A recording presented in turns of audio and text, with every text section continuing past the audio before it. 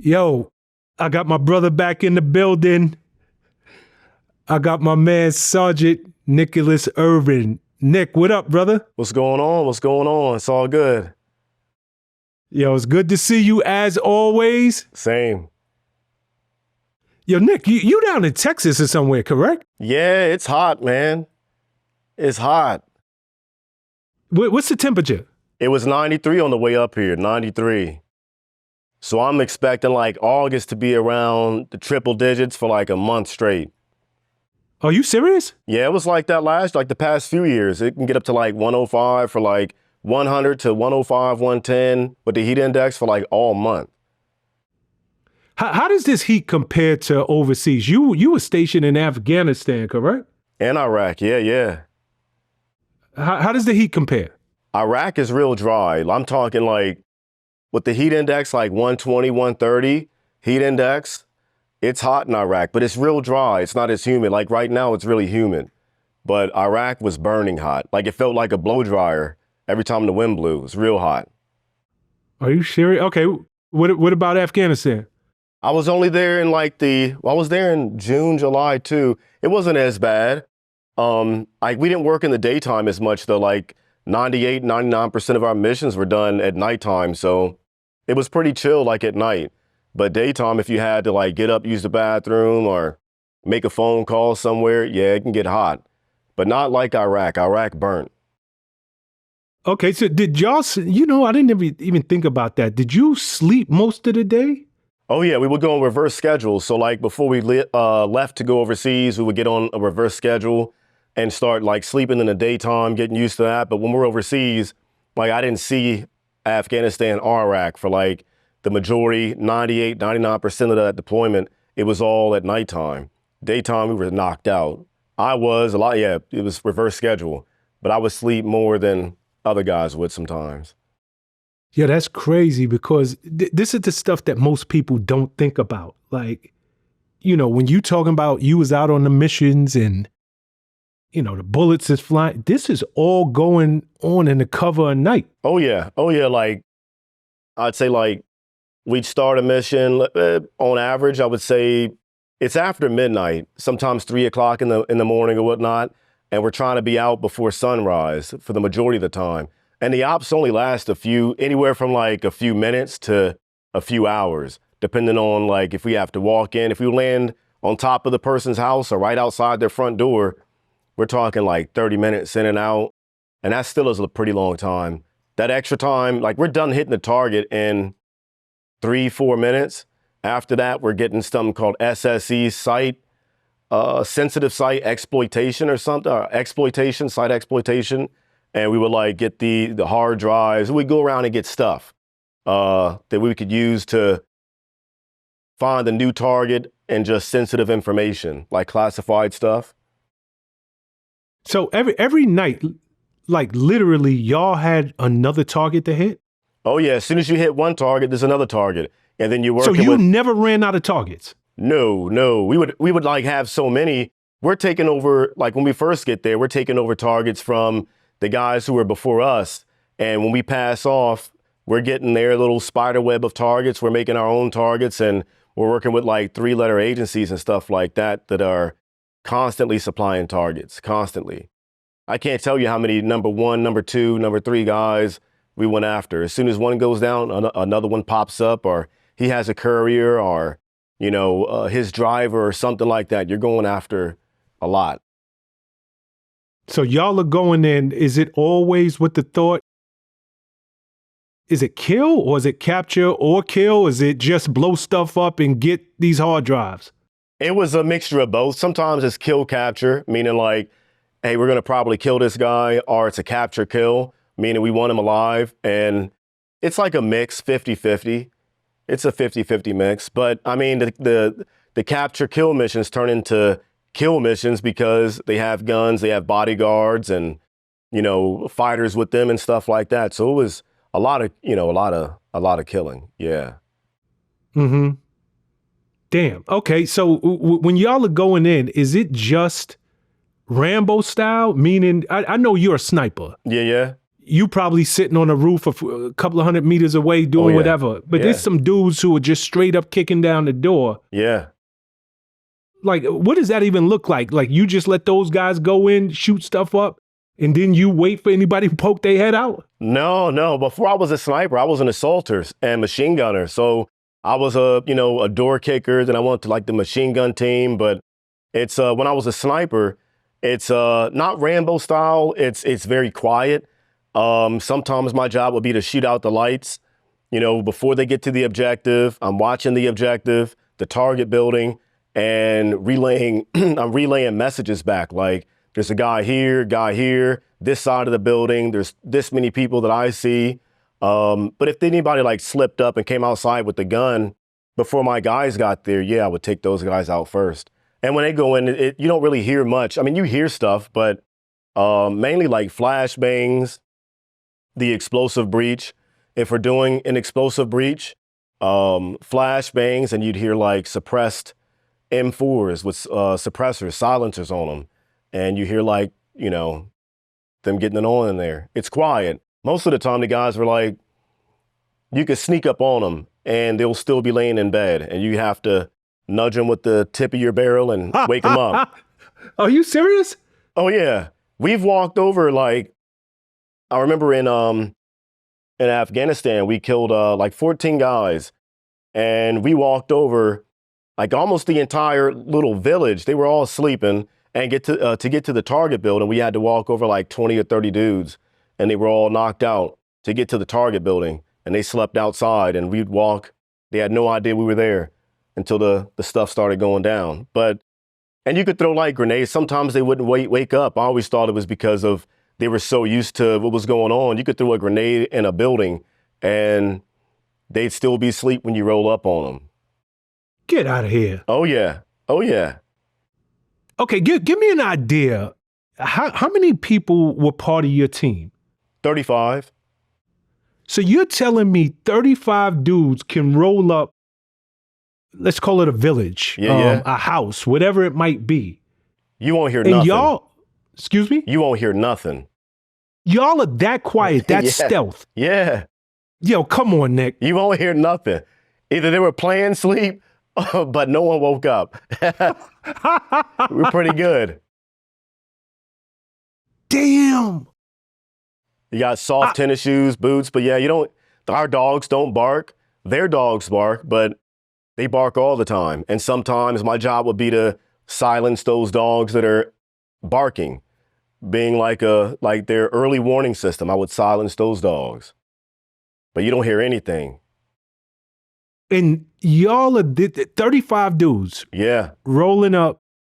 You're so quiet, so stealth, that you literally have to poke somebody. Yeah. With the tip of your gun. Like, yo, wake up, homeboy. I got video of it. Yeah. Helmet cam video of, you poke people when they're sleeping. Yeah. The SEALs were doing it back in the day, and it became like a game, I guess. Like, I know with the SEALs, it was a game. They would try to see how many people they could wake up and whisper hush or whatnot. But we were poking guys. That was like a game, sneaking up on people inside their home and waking them up. And all you see is like, it's all blacked out. You just see green illumination around somebody's eyes. They called us a bunch of names, but they have no idea what's going on. Tie him up, put a bag over his head, and 10 minutes later, we're on a helicopter back out to a secret location to go pass him on to some other agencies and people. Yeah.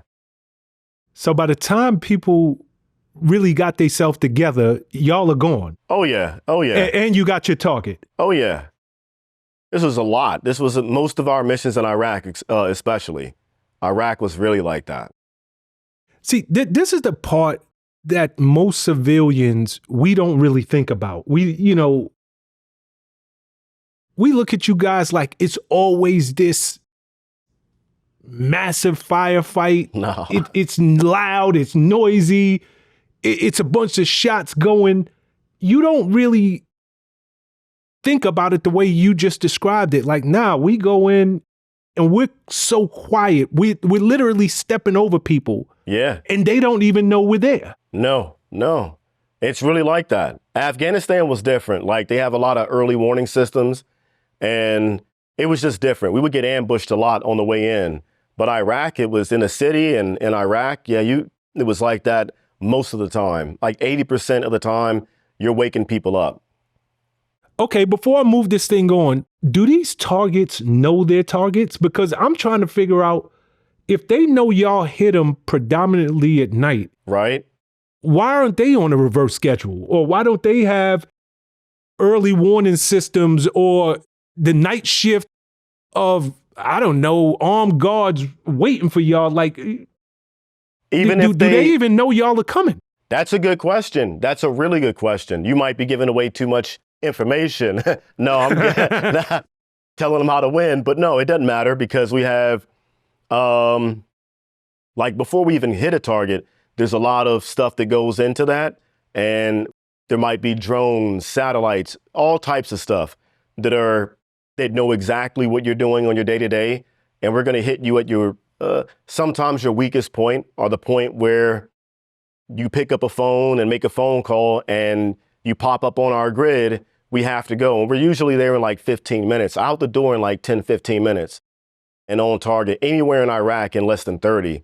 So we try to catch you off guard, but we also have a lot of assets that are helping us out and facilitating us with getting a target. So you could try your best and go on reverse schedule, but it's the violence of action, how fast we hit that target. And when we come in, it's violent. Like it's very quick, but it's precise and violent. I mean, you can have a reverse schedule. It really won't matter. I mean, those guys, whoever's awake is going to die. So it doesn't really matter. The Army, the U.S. Army, just celebrated its 250th year. Yeah. When you hear something like that, are you waving the American flag? Are you celebrating or are you like, whatever? I'm like, whatever, to be honest with you. I've never been a parade guy. As a kid, I never been to a parade. I may have once, I don't remember it, but like I'm grown now. I don't really care too much about parades to begin with. And like as much as I have not separated myself from the Army, it's just separating myself from not being that character anymore. It's like it's cool or whatever, but I didn't watch it. My family didn't watch it. I'm not gonna lie. I tuned in for like 15, 20 minutes or so. But I had looked at my wife. I was like, man, this is lame. I'm good. I wanted to see the Rangers go through, the guys that I serve with. And like, I wanted to see if they had spec op guys in there. I didn't make it that far. So, but I saw on clips that they had went through and how bad they were at marching. But I'm like, I was never a good marching guy either. We were too busy. I can count on 1, 2 hands how many times we've practiced marching. Maybe like 1.5 hands out of my entire career. We're too busy deploying every 6 months, training for those months. And the entire 6 months, we're deploying for 4 months, training for 6 months. There's no time. My last training cycle, I saw my wife for like 14 days out of the year, right? Was it like that year?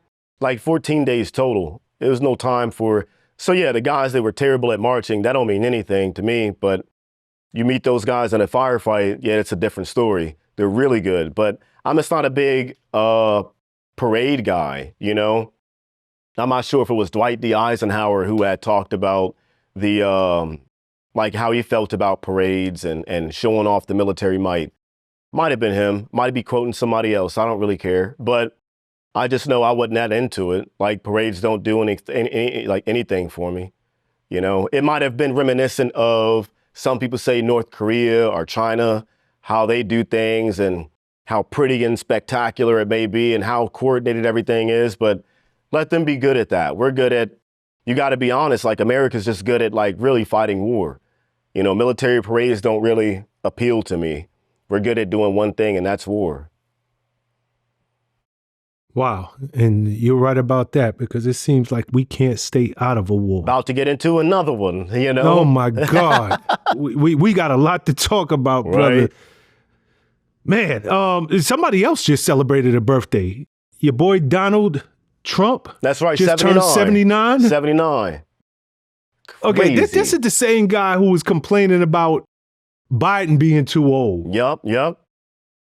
I mean, should there be some cutoff for these presidents? Like, at some point, should we just be like, yo, you just too damn old, man? Yeah. Like, I get that you still have your cognitive skills. I understand that you can walk up and down that flight of stairs going to Air Force One, but you need to sit down somewhere. Yeah. I'm 100% on board with that. I think there should be a cutoff, and I think 80 is just way too high. 80 should not even be like a thought. I think the cutoff date should be like, man, to be honest, I mean, there's a entry age. I think it's like 35 where you can be U.S. president, run for it. There has to be a cutoff. You know what I mean? I think that 79, 80 plus, that's just too old. Both my grandparents, not both, all of my grandparents died at the age of like 86. And I watched their decline from their 70s, you know? I just don't think that, and you're too, I'm going to hopefully, prayerfully meet that age one day too, but I'm also hoping that I'm not in the mindset to where I want to run something or control something at that age. Like, I'm on the way out the door, you know? I think the young ones, the new generation should have more of a say in the way things are going to be run. Like, what's my last 20 plus years going to matter anyways, or 10 years, 5 years on this earth? I made all this change or whatnot, and it affects the younger generation. They have nothing to do with that. They can't even conceive what I'm talking about. Like, let them do their thing. Let me be out the way. I think it should be run like that. Like 35-year-olds, I want to see more of that. Young individuals, not necessarily 35, I don't really know, but younger, way younger, step up to the ball. And if you want to run the country and make things change, I'd like to see a young person do it. That way they can reap the benefits of that and so on. But 80 years old is diabolical when it comes to, like, I want to lead an empire. I think it's, you know, every warrior has his day and time. I think 80 is just like too old. But we all know DC is like the retirement home. There is something to be said about experience. I can't agree more that the older you get, in many cases, the wiser you get. Oh, yeah. But to run a country day in and day out, I absolutely think that there should be a cutoff. Yeah.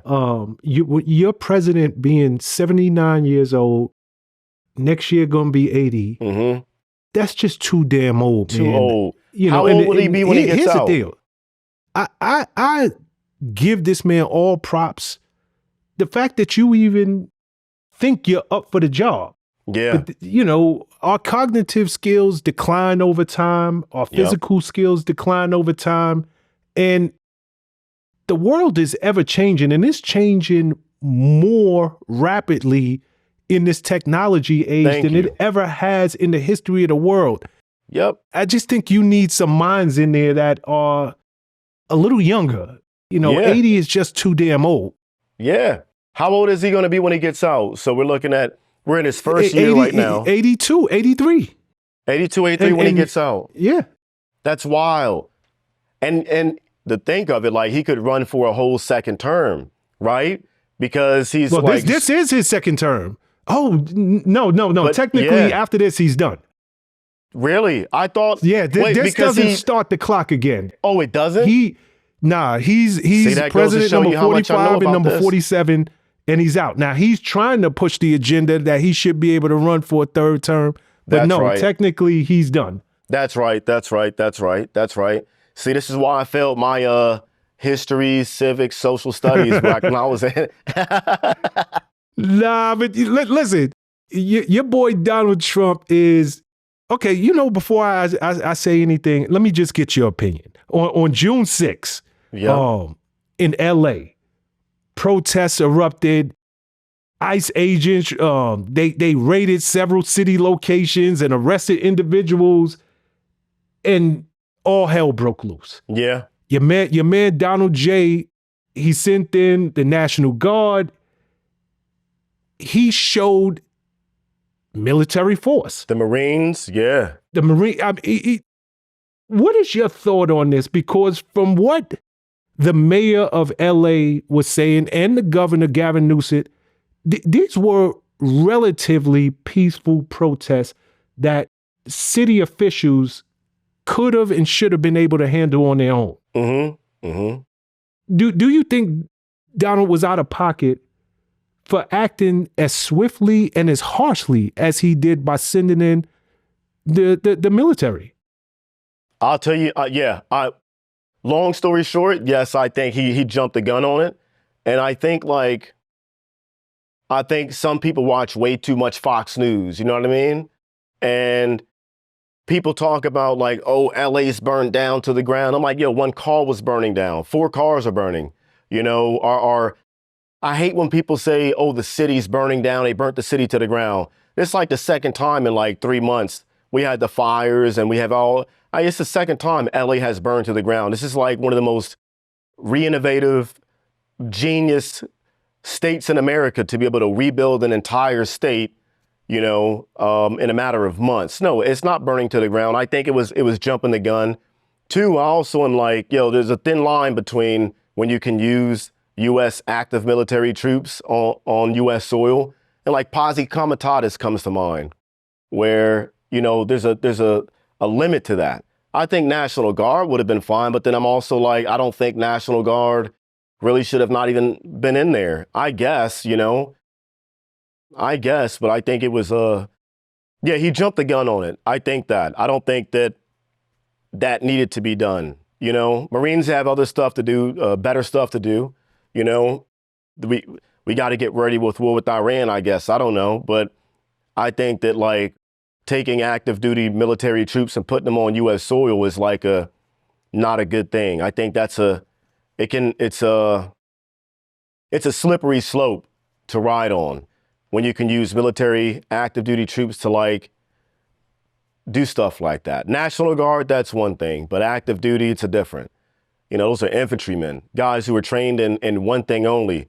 You know, don't train me on, that's what sucked about the global war on terrorism. It's like, man, you train all these guys up to kill, and at the drop of a hat, you're like, now win the hearts and minds, you know? You can't do that. Not only are you messing up the individual, but you're putting that individual who's only been trained to kill. And shout out to my Marines. I love my Marine guys, even though, never mind. Shout out to my Marines, man, but they're good at what they do. And a Marine is a hammer. And to a hammer, everything's a nail. I got to smash it. So it's a slippery slope we could start riding on, you know? Very slippery slope. I think he did jump the gun on it. Big time. You know, it's interesting because these protests started on the 6th in LA. Literally by the 9th, he had deployed over 2,000 National Guard members and 700 Marines, to your point. That's a hell of a lot of troops to send in. Yeah. And from what I understand, these protests were limited to 5 city blocks. Exactly. Just blocks. Just blocks. And what damage was caused? I mean, you got people who looted stores, and that would be the equivalent of like when a team wins the World Series or whatever sporting event, and they start flipping over cop cars, burning stuff down, looting different stores or whatnot. You're going to send the National Guard in for that too? But no, bread and circuses, though. You know, you got to have that. You don't want to interfere with that entertainment aspect of it. But when it gets political, it's like send in the cavalry. I think that was stupid. Yeah, I would have not done that. But that's just my opinion. If the cops can't do their job, then hey, maybe it's time to look for some new cops.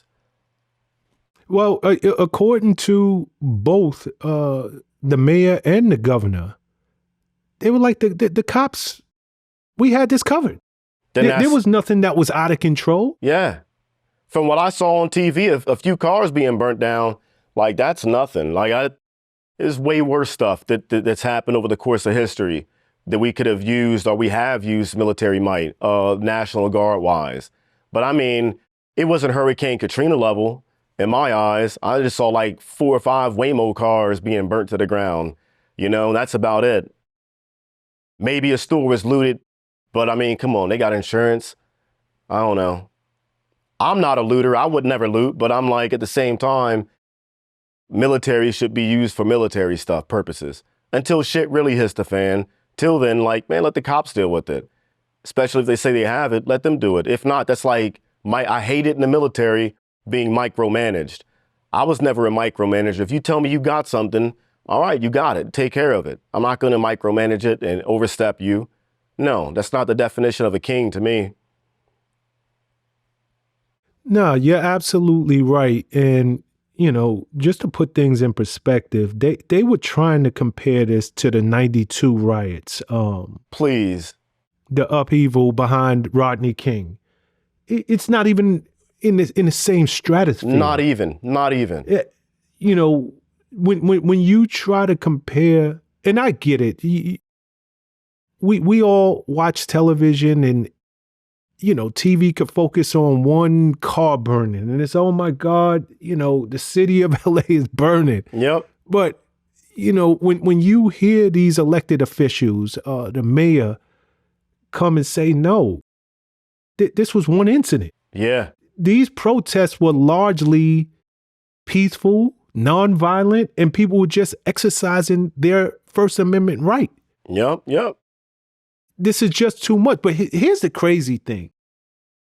And you mentioned earlier that, you know, we're heading toward another war. We're heading toward another war right here. Yeah. In the good old US of A. Been preaching it. We're due for one. We're due for it. I'm telling you, we're due for it.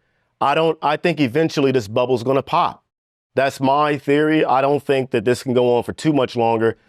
I give it like to 2030 before. I mean, I don't think we're going to make it to that far, but we're on a slippery slope towards another civil war. And I'm not going to say I'm cool with that. I think a lot of people think they want it, but I don't think they're ready for the type of environment and the people who operate in environments like that. I don't think they're ready for that. You know, the last thing, and I was talking to my wife about it, the last thing you want is guys like me out on the streets fighting a war with no rules of engagement, where I make up my own. And you don't want that. The average civilian's not ready for that. Like, why is Nick doing that? Why did Nick do this to me? Because only Nick matters. Only my family. At the end of the day,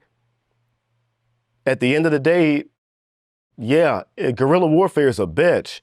And you're my friend one moment, but the next moment, if you got something I want or I need to take care of my family, I won't let you know about it. And I'm going to kill the block.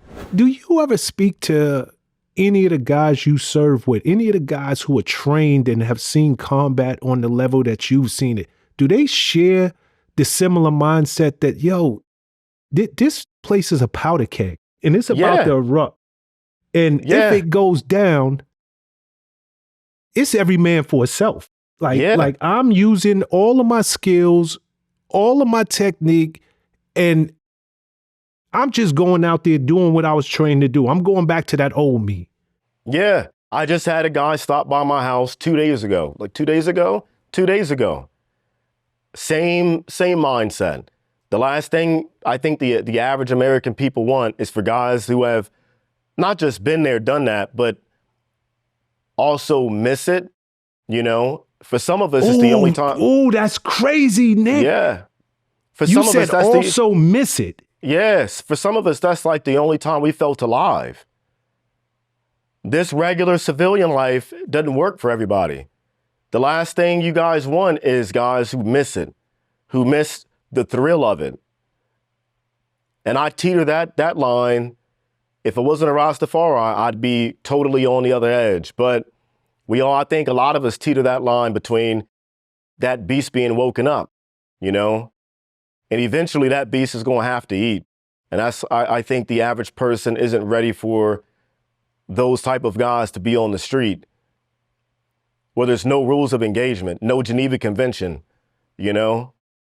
I'm not going to get in trouble for just doing what I want to do in war. And in my mentality, war to me, and the way war has always been, it's cut and dry. War is just killing. That's it. No one wins in a gunfight. You only survive it, but you don't win it. For me, war is just 100% chaos, killing.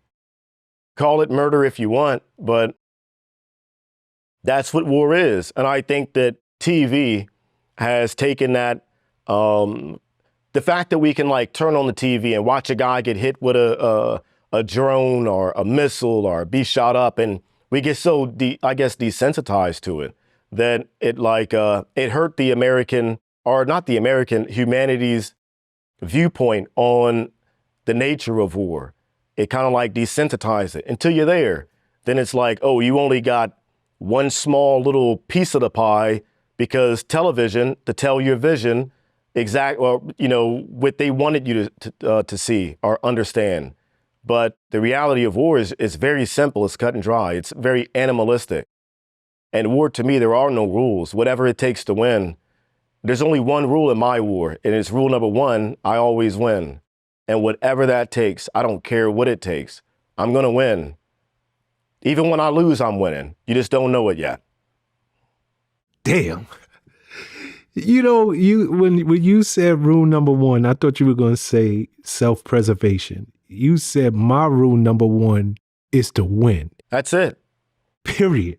That's it. That's the only rule that should matter in war. Everything else is for the birds, man. Rule number one, there's only one rule in war. It's just I win by any means necessary. Whatever your winning may be. For me, it's always coming out on top. Last man standing. That's rule number one. You know, we started this conversation off by talking about the protests and, you know, what has people protesting. It started in LA with protesting ICE, but now it's all over the country. And I want to touch on that in a second. Yeah. But when you talk about your peers and your counterparts, what is it for them that they're most upset about, with whether it's the Biden administration, the Trump administration, or just the U.S. in general? And I ask you this because you guys went and you spilled blood. You fought for this country. But to hear you speak about service members that, like, yo, if it go down, I'm out there in the streets of the U.S. Like, what is it that makes you guys' blood boil, that you were willing to throw away all that you fought for? I don't think we threw it away. I think the government and the powers that be threw that away by how they treated us after the war, how they ended the war. Everything that we fought for was given to the enemy, from weapons, equipment, everything we fought for. Like, nothing. Do I think I made a difference over there in Afghanistan and Iraq? No, I don't think so. I think things are the way back to the way they used to be. I mean, the Taliban's the government now. The same people that I was killing, for a majority of my childhood, adulthood, young adulthood, like, they're the government now. So we're making deals with them. I don't think that I think that the powers that be push us to that point, where you get thrown to the curb and like, all right, whatever. Not only did you you didn't even do your job. I guess you did at the time, but now it's, yeah, whatever. It was war. I guess the global war on terrorism was always bumper sticker deep. Those things fade quick. After so many mileage and them being on the road for so long, they start to fade away until eventually they're gone. You can see the remnants of it, but you don't see the message anymore. The message is gone. I think that's what hurts the most. But having been to war and come back multiple times, I guess you could say a lot of us saw it coming to begin with in the beginning, where it's like the average American mindset, they're 2-week news cycles, you're here one moment and forgotten the next. And I think they lost sight of the end game, what the end game is supposed to be. 9/11 happened. Everybody was like kumbaya all together. You gave it a few weeks after that, man, you couldn't even tell a song was even sung. Everybody went about their own ways. Wow. These protests, they have spread started in LA, now you're seeing them everywhere. Mm-hmm. You're seeing them in major cities, Chicago, New York, right down there with you in Texas, Dallas. People are pissed with the way the government is handling these deportations. And Trump is doubling down. Trump said, yo, you know what? I'm directing ICE to expand deportations. And specifically in Democratic-run cities, he literally wants ICE to target at least 3,000 arrests a day. 3,000. It's a lot. Hell yeah, that's a lot. It's a lot. My question is, look, and I say this with as much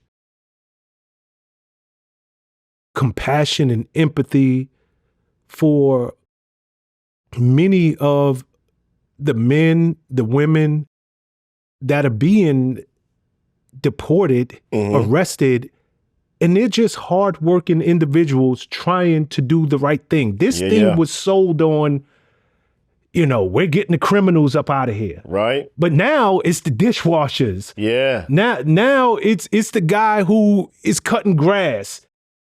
It's the people who do all of the jobs in America that nobody else seems to want to do. Yep.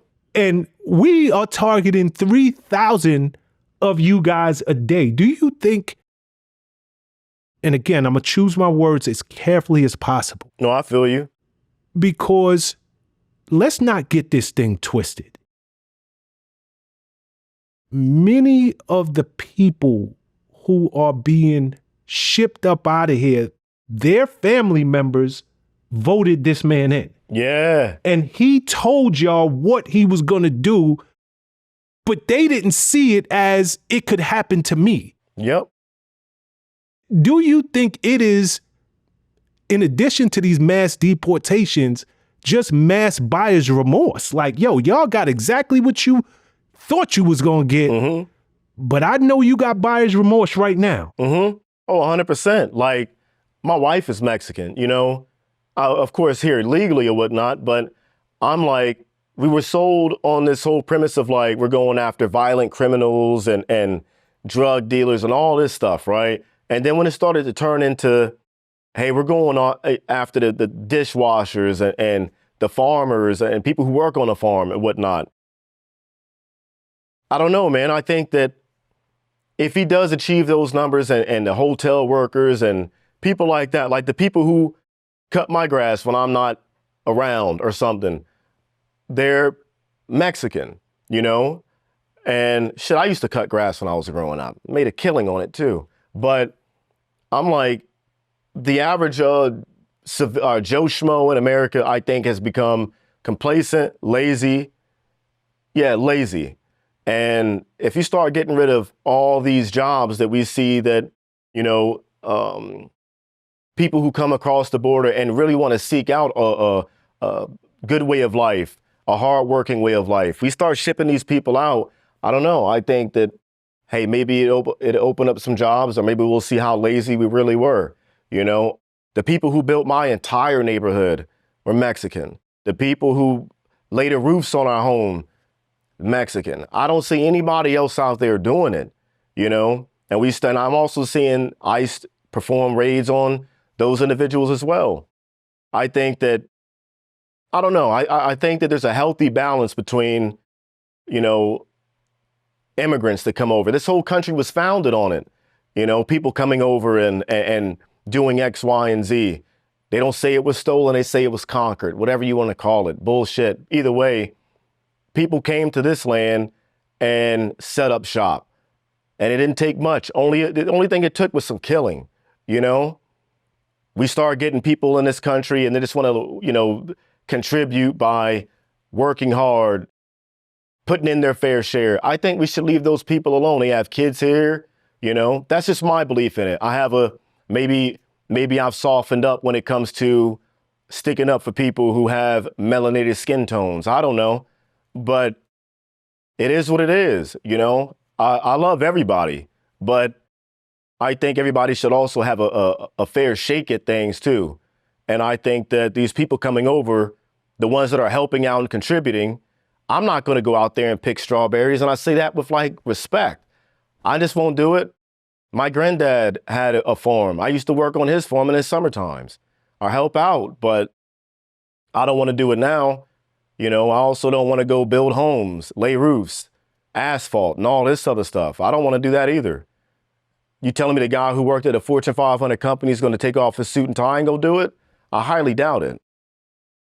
There's got to be a healthy balance somewhere. The suit and tie guys ain't going to do it. Nah, I couldn't agree with you more. And, you know, I caution people to understand the power of their vote. Yeah. Your vote really matters. And it's unfortunate because we live in a society where people look in the mirror and they actually think they're better than the next person. Yep. There are so many Latinos and Hispanics, you know, they didn't see this hitting home. Nope. You know, they looked at them, hey, he's not talking to me. He's talking to the other guy. Yep. He's talking to the guy with the MS-13 tattoo on his face. Uh-huh. He's talking to the guy who just jumped over the border, you know, 2 days ago and had cocaine and everything else with him. Yeah. He's not talking to me. No. You got a rude awakening that this man, everybody was lumped in that same barrel. You're here. If you are legal, I don't care if your parent has been here for 50 years. Your parent goes. Yeah. Yep. They're just as much in illegal as the guy who just jumped over the border in Arizona. Isn't that crazy? I want them all out. Yeah, it's insanity to me. To me, that's crazy too. I mean, I agree 100%. I think that's crazy too. You've been here for so long and all of a sudden, like after all your hard work, you got a home, you've been paying your bills, paying whatever, you know, giving unto Caesar what was Caesar's. You know, you contributed to the population, the greater of America, and you still get shipped out. I think that's messed up big time. No, I think it's messed up. But I also I don't even think of Trump poorly because you knew what you were getting. It's not like this man lied. It's not like this man did anything that he said he wasn't going to do. Right. I look at the people who were disillusioned about themselves and said, you know what? I'm buying into your rhetoric. Go ahead and make America great again. And here's the crazy part, Nick, you are African-American like myself. Do you think if he could get all Negroes up out of here, he wouldn't? He's erasing us from history. Like there's books being pulled off the shelves. Right. It's crazy stuff happening where he is making sure, yep, I'm making America great again. I told you I would. I can't get y'all up out of here, but I'm going to erase history as you know it. Yeah. I would say if it did come down to, I don't know I don't think that he's got the balls to do it. Even if he did, you wanted to take my black ass is staying in America. I'm gonna tell you that right now. And if you can't get me, I'm gonna die here doing it. But bring ice. Bring fire but too. If legally he could, I am telling you, he's shown it. Yeah. It's not talk. And for that matter, you have to respect this man. It ain't talk. Yeah. I'm doing everything I said I was going to do. I respect it. But I have a set of boundaries and rules and regulations too. And no man is above me. No man. I don't care what your law says. Rule number 1, I'm always going to win. I hear you, brother. Well, here's the deal. Right now, he's preoccupied with a certain population of illegals, and you know this country has their hand full with them. So I don't even know if they're gonna be able to make their way to, us anytime soon. Yeah, no time soon. No, In the but we've been meantime- on the receiving end of the American boot in our behind for the last 400 years. So Yeah. it ain't like we don't deserve a break. Hey, we got the Second Amendment now too, so stock up. There you go. Yo, I'm sure you've heard that Trump placed the Trump administration placed a travel ban on 19 different countries, and he's thinking about expanding that to 36 more. To how many? To 36 more countries. Like right now, there's a travel ban in places like Afghanistan, the Republic of Congo, Guinea, Iran, Libya, Somalia. But he's like, yo, you know what? Why stop there? There's about 36 other countries I want to place a ban on. And people were pissed off about that, saying, well, why would you want to go there anyways? I look at it like we have people who have family in those countries and different places. What if they just want to go visit family? You can't, you know what I mean? I think that in itself is kind of like messed up that you can, have another man tell you where you can and can't go, when you got to be at home. Sounds like, I don't know. I don't like the vibe of it. But you can tell American people where you can and cannot travel to. I don't care if you have family over there, family over here, you can't go because you might come back radicalized or as a terrorist or whatnot. I don't know. But I think that it's kind of messed up that you can dictate where grown adults, humans can and cannot go. This is a free country, free world, right? Until it's time to go pay a visit to some family in a third world or what they would consider a shithole country, then it's a problem. I don't like that. I don't like being told and where I can and cannot go. I don't like that. Yeah, I mean, there are many Afghanis and Africans and Somalians, different countries that have family here. They literally cannot jump on a plane and come visit. Right? We rescued Right some now- Afghans, not us, but not me, but the U.S. and organizations. They rescued some of the interpreters and people who helped the United States and Afghanistan to come over here to flee Afghanistan when it was falling. And they have family over there. I wonder how they feel about it. One of the interpreters who spent 15 years working alongside the U.S. and they want to go visit family and they can't because, Yeah, there's a travel ban. Yeah. Let me pick your brain on this. Israel. Uh-huh. Israel never gets rest. It seems like in the history of the world, this place has been fighting. I mean, my God, they've got to be exhausted. But they launched major attacks on the Iranian capital of Tehran. Mm-hmm. There have been escalating tensions because Israel believes that Iran is rapidly advancing their nuclear program, and they hit them hard. They targeted these nuclear sites and major military facilities, and they also took out a couple of their top nuclear mines in those countries. Mm-hmm. When you hear stuff like this, now granted, Israel is also mid-war with Palestine. That's ballsy. That's ballsy. What is your thoughts? One, fighting two fronts at once is a ballsy move.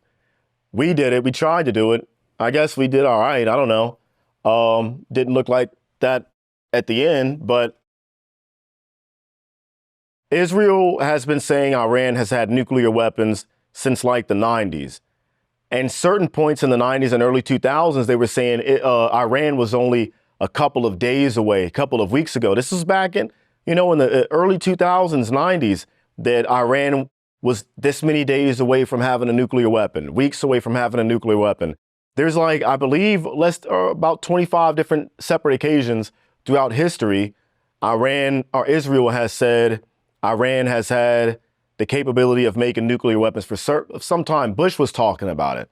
When I was in the military, dang, I ain't gonna say too much, but we went to other places other than Iraq and Afghanistan, and I don't know. I think that we got to be careful about the propaganda we're being spewed and told to believe. I think that just because somebody says, oh, look, they have nuclear, I don't know what a nuclear weapons manufacturing place looks like from the satellite imagery. You know, the same way that they sold us weapons of mass destruction going into Iraq. All the satellite photos that, who was the that was general, Bush. That was wasn't that the Bush administration? Yeah, the Bush administration. But that one general. Was that Gaddafi or Saddam Hussein? That was Saddam Hussein. Yeah. We got rid of Gaddafi for, I believe that was about him trying to do his own thing and about to start his own currency. I don't know. But when it comes to Iraq, we were sold an entire lie on that. And the American people, we were shown all these satellite imageries of nuclear weapons of mass destruction, chemical warfare buildings, and all this and that. I went there, and I don't remember coming across, and the closest thing we came to WMD was chlorine. That was it. We were sold a lie on that. Chlorine, like chlorine that you would put in a swimming pool or something? Same chlorine, yeah. But when you strap it to an IED, you get a chlorine bomb and it messes you up a little bit. But yeah, that's like the closest I've come to weapons of mass destruction. We had a mission going into a big warehouse where they believed weapons of mass destruction were being held at. We went in there and we had we got issued atropine or some big ass needle that you stick into your chest. It's almost like the movie, The Rock with Nicolas Cage, right? Yep. Yeah.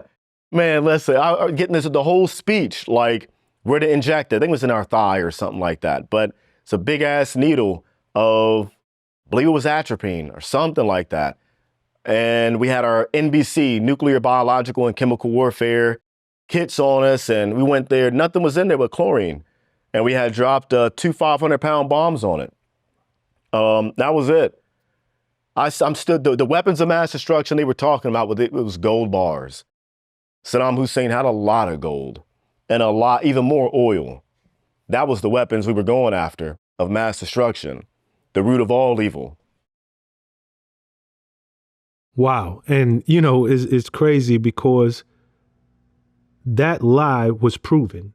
Yep. You know, it's not even like this is somewhere sealed in a vault and it's a bunch of redacted documents where you can't see that that entire raid, getting Saddam up out of there, the whole we have concrete proof that they have weapons of mass destruction.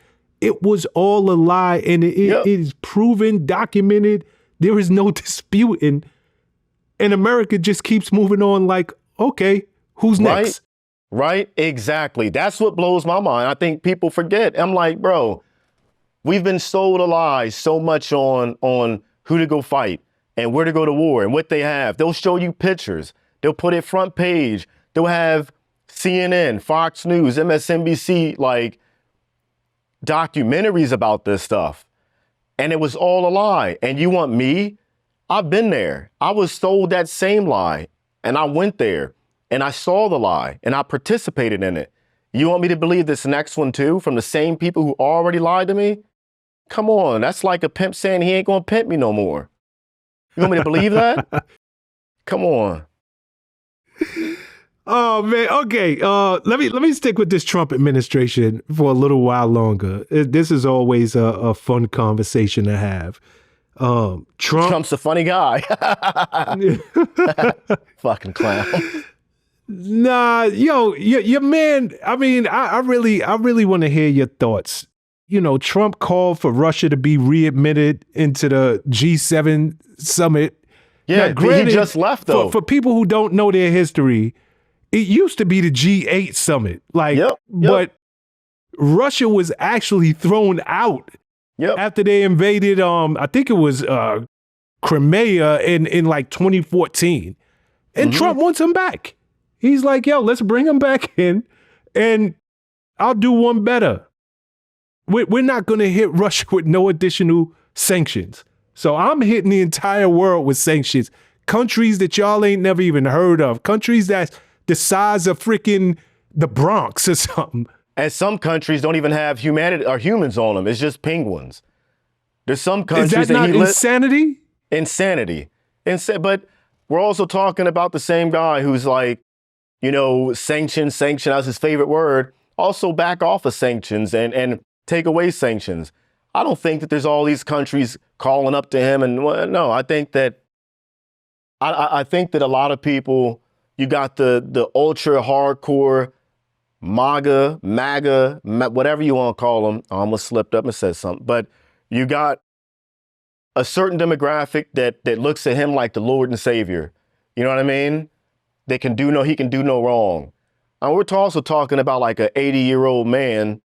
You know, I don't care what his records say. He's only weighs this much and he can still do 100 push-ups consecutively at his age. You know, I don't believe the same way I don't believe that the weapons of mass destruction and Iran has all these nuclear. I've been hearing that story a long time. I don't believe those same people who lied to us then are lying to us now. Like, no, his cognitive abilities are still all there. What was it, like TV, cat, dog, the stuff you have to remember and recite it back that shows your cognitive ability? No, I think that some Americans put way too much faith and hope and trust into a president as if he was like literally Yeshua, the second coming. I think that that's bull in me. I don't agree with that. I don't trust no man, especially a politician, a polytrickster. That's the last thing I'll ever do, is to trust somebody from that group of people. That's the last thing I would do. It's a bunch of con artists, con men. And that is not just for Trump. That's for anybody. Anybody can get that title. I think if once you hit that certain level, in order to even make it that far, you had to have been a con something. Con artist, con man, convict. I don't know. You were con something. Con artist, contradiction. It's a lot of cons up in D.C. Your man Trump has been conning the world for years. Let's just call it like it is. I mean, this is a guy who has filed bankruptcy, I believe, 7 times in his life. I bet his credit score is still 850. Mm-hmm. It probably is. 900. What? They go that high? Nah, it probably is. Real talk. But, you know, what is your thoughts on the fact, like, the bromance is over? Like, his bestie of besties, Elon Musk, which we all saw coming. Like, let's start there. The BBLs. Were you surprised I call them the BBLs, the butt buddy losers. Yeah. The butt buddy losers. Yeah, the BBLs. I ain't talking about Drake. I'm talking, yeah.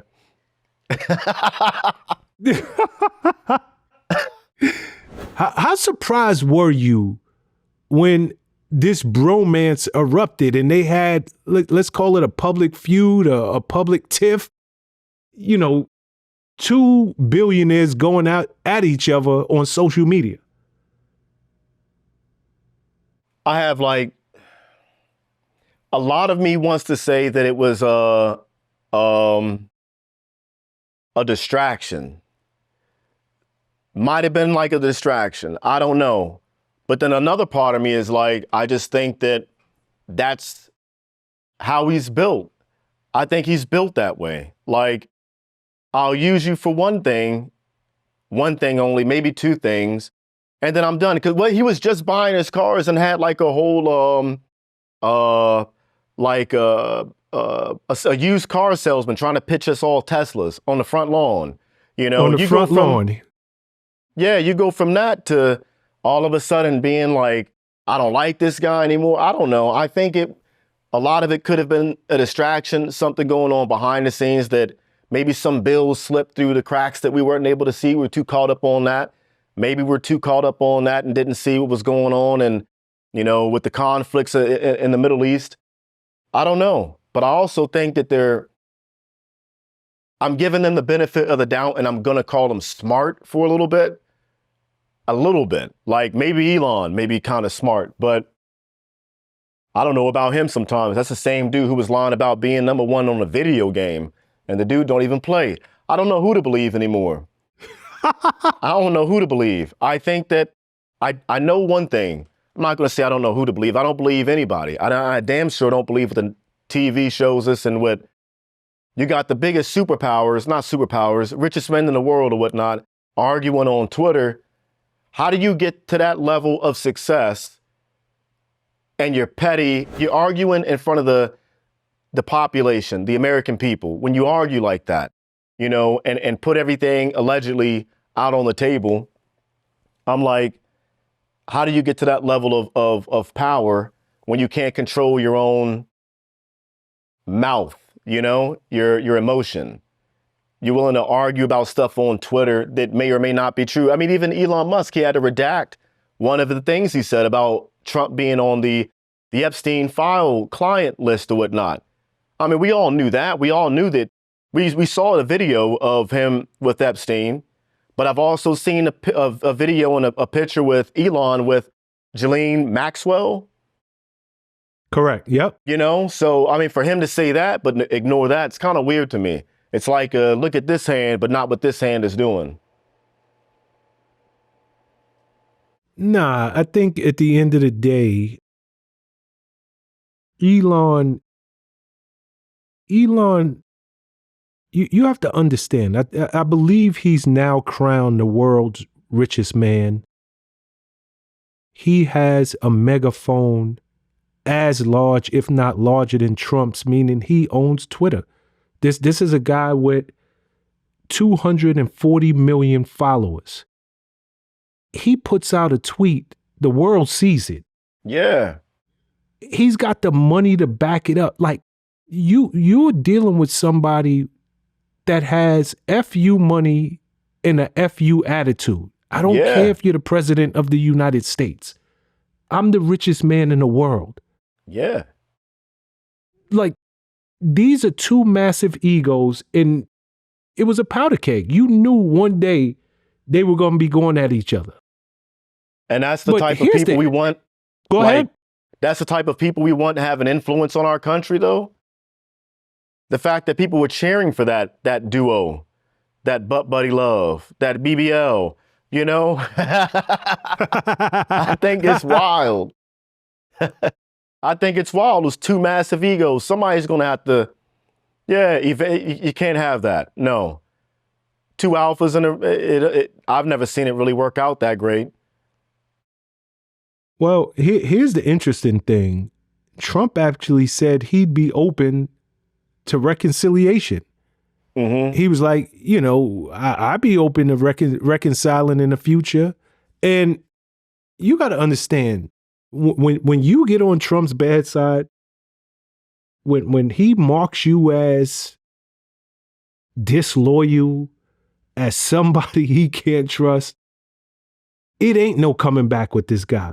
Yeah. The fact that he, a couple of days after, Elon said he regretted some of the tweets he put out there. But Trump's like, yo, you know what? I consider reconciling with him.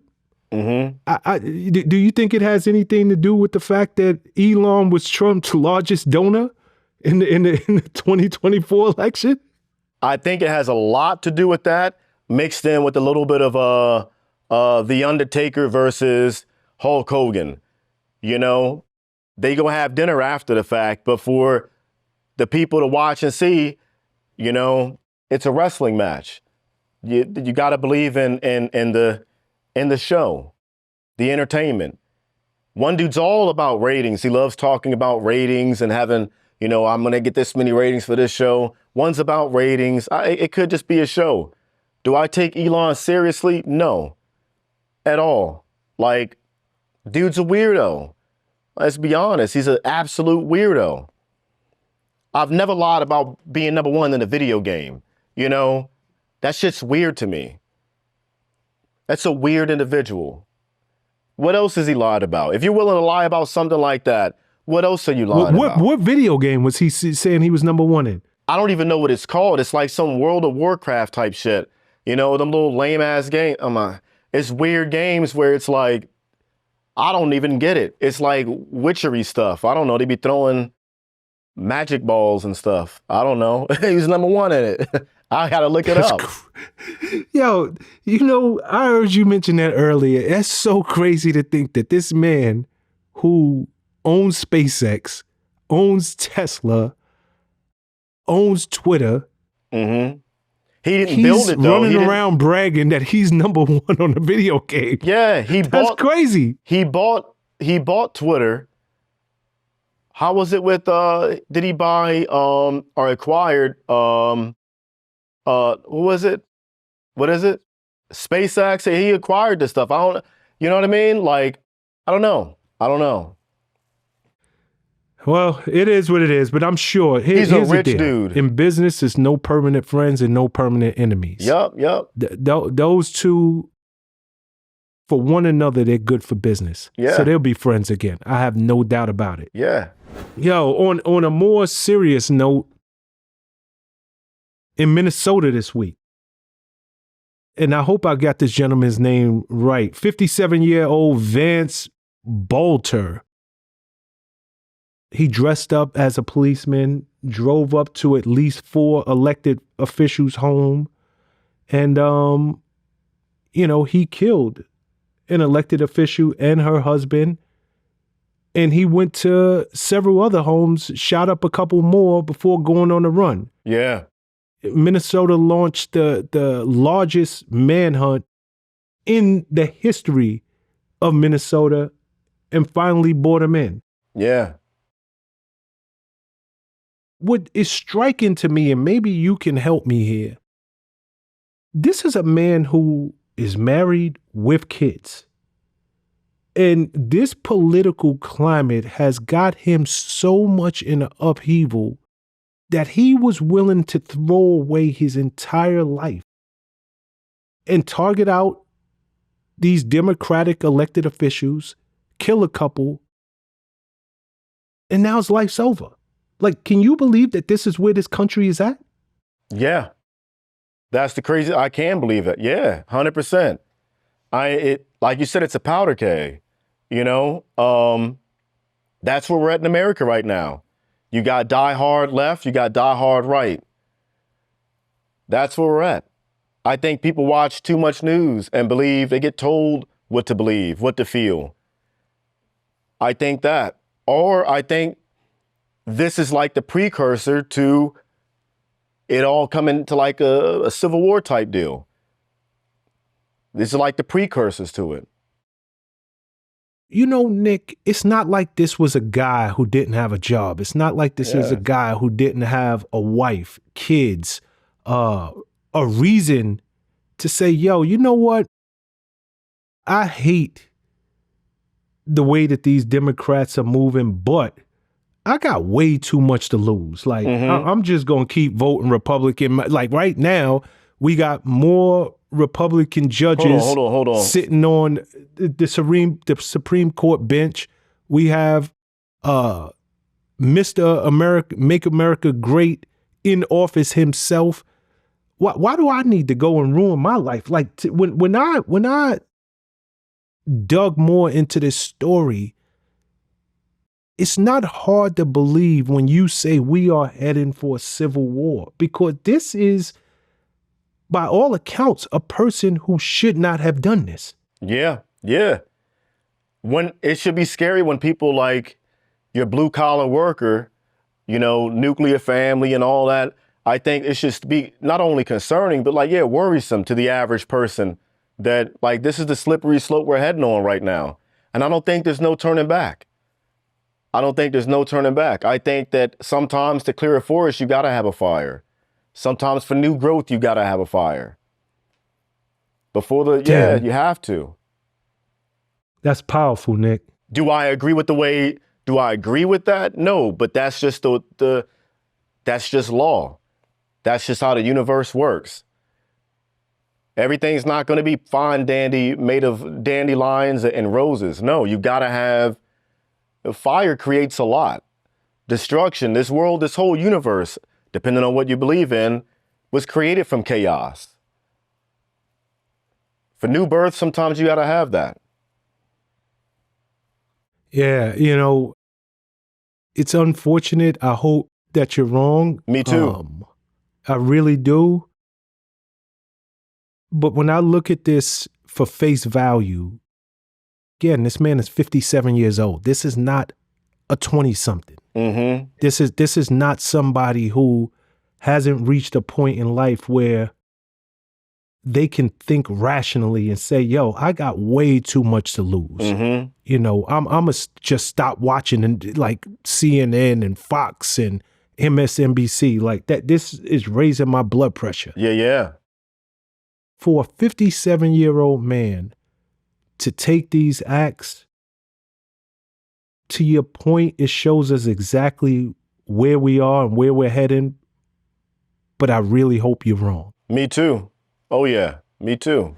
My brother, Sean Diddy Combs. I see a smile on you. I don't even know. I don't know. Oh, my goodness. You know, I got a bunch of questions, but let me just start you off with a blanket question. Uh-huh. What's your thoughts on this trial? I think he might have pissed some real powerful people off. And do I think he's guilty of like what they're accusing him of, human trafficking? I think this, at best, this is nothing more than like a domestic violence, case. I don't think it has anything more to do with that, I don't care how much baby oil he had, even though like in my life, I've never gone through like half a bottle of baby oil, let alone to have that much. But I think it was just more so of a domestic thing than it was human trafficking and all this and that. I don't know. I think when you might reach a certain level, people get weird. I don't even know if it's weird, to each their own, but it may have been like blown out of proportion, I think. Well, here's what I will say. And I got plenty to say about this. I couldn't agree with you more. Way blown out of proportion. It's some weird stuff, though. I saw one report. I was like, what? Yeah. Yo, but I'm gonna tell you something, Nick. Like, what's really on trial here is this man's, what his proclivity and sexual appetite behind closed doors. That like, this is what's really on trial. Yep. We're now in the 4th week, going into the 5th week of this trial. And, it's been about freak-offs. Yeah. If this was about domestic abuse, Puff's going to jail. It's no question. They have proven that beyond a shadow of a doubt. Yeah. But other than that, is he not the nicest guy on the planet? Absolutely. Mm-hmm. Does he have some strange fetishes that I think most people, would look at and be like, what the F? That's diabolical, bro. You did what with your nipples? What? Yo. What? Yo, but I'm going to tell you something. I think he's going to beat it. Me too. Me too. I think he's going to beat it. And I'm going to tell you something, Nick. I think the American people should hope he beats it. Yep. Yeah. Because if he can be convicted, man, of RICO and federal trafficking and having a drug enterprise or criminal enterprise, this would just set the precedent for a lot of people to go down behind him. Big time. It's not going to stop with this guy. And they should start, after they get done with him, if they do take that route, go to D.C. There's a lot of freak offs going on in DC. A lot There you of our go. politicians are in on a lot of stuff. So if you want to start going after people like that, look no further than the people who run this country. No. And this is why I say the American people really need to hope he is not convicted on Yep. because to your point, politicians, the same politicians who are coming up with these laws, you're going to see them on the front page of every paper. Right, right. You're going to see people, they're talking about, what is it, trafficking, and he flew people in for sex. I mean, where does it start and where does it end? Like, I used to how many work with people have politicians. long distance relationships Yeah. and fly their girls in? Yep. My girl lives, in one state, I live in another. Is Right. that considered trafficking? Am I flying somebody in for the purposes Right. of sex? This is a slippery freaking slope. America seems to be on one, doesn't it? Oh my One God. continuous slippery slope. Shit always rolls downhill. And I'll tell you what, like when it comes to the whole trafficking thing, one of the biggest contributors to human trafficking in the world is America. I guess people forgot about all that weird stuff that they found on Pentagon computers when it came to them PDF files, and when it comes to human trafficking and even gun running, gun smuggling, like one of the biggest operations, Operation Fast and Furious. We've been involved with some crooked ass stuff, but nobody gets in trouble for it. If you want to talk about flying people in to go do stuff with, politicians do it day in and day out. Day in and day out. But regular people do it. Like, Yeah. it doesn't even have to get that deep. Right? You could legitimately be in a long distance relationship. Yep. Are you now somehow walking the line technically? Technically, yeah. It's crazy. Yeah. And I find it interesting because they put up some of these, and they're crucifying this brother. It's so unfortunate. It's so unfortunate for him. What's done in the dark is going to come to the light, and it's really coming to the light in He hit his the high case. beams. He hit the high beams. They had up, did you see when they put up the pictures of all of the sex workers? Yeah. Like, it almost looked like the mob when this person's at top and you got all the underlings under it, and you see mug shots of all these dudes. I'm like, what the F? Yeah. I think he might have pissed somebody off, like way up top. Well, I think that part, it kind of goes without saying at this point. You think so too? Oh yeah, without a doubt. Had to have. Without a doubt. Yup. He wasn't the richest man in the room. He wasn't the biggest billionaire.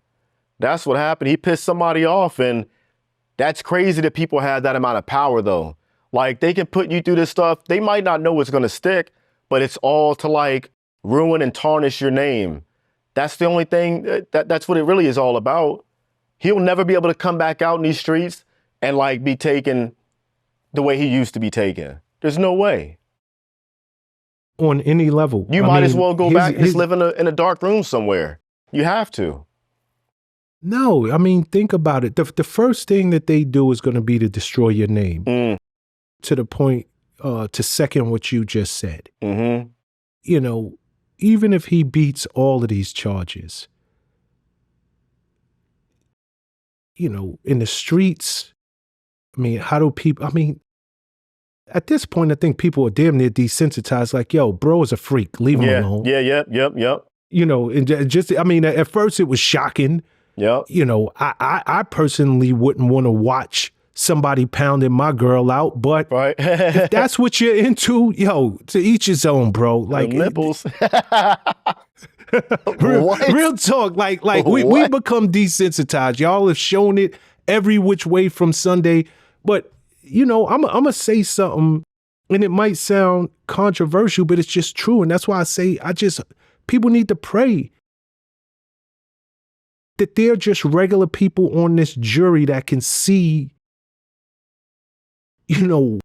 what this really is. Like, 50 Cent baby mama, she testified, Yo, I was under stress. He forced me into freak offs, this, that, and the third. Come to find out, she find herself in a whole other freak off. Right. With somebody else, unnamed celebrity and his wife. Right. Like, let's just look at this for what it is. Like, what are the odds of you first finding a Puff Daddy and he supposedly introduces you to a freak off, and then you find yourself in a whole other one? Mm-hmm. At some point, you just got to say, I'm a freak. This is what I do. Right. Right? I'm a freaky ass. I mean, God, you have to. Yeah. The people who are coming up, you know, again, I don't want to minimize anybody's trauma. But you know, Nick, I think that had these people filed charges first instead of filing lawsuits to get a payday first. Yup.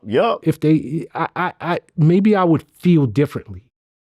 Yup. But I think we're dealing with a bunch of freaky ass people though, who just don't want to be known as being. They can't come to terms. They can't come to terms that they just freaks. That's all.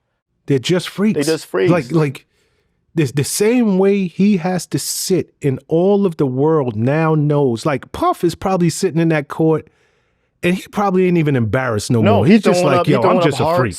You know, hold on. What's he doing? He throwing up them hearts. Oh, what? He ain't worried. I'm a freak. No, he's not. Yo, probably in day one, week one, he was probably mortified. Oh, yeah. Like straight up mortified. Yeah. You saw him riding that bike with no seat, you know? He was worried. I don't care no more. Puff been fine. He's like, show what you want. You could talk about my girl rubbing another man's semen on my nipple, whatever. Like, I didn't heard it all. Yeah. And here's the crazy part. He gonna come out and it's gonna be a bunch of chicks lined up. Right. Like straight lined. Do you think that this is the last freak off he'll ever have? No, it's probably gonna get bigger than this one. Exactly. The welcome home freak off. This going to put everything on. Yeah, like you thought them other freak offs was, come on.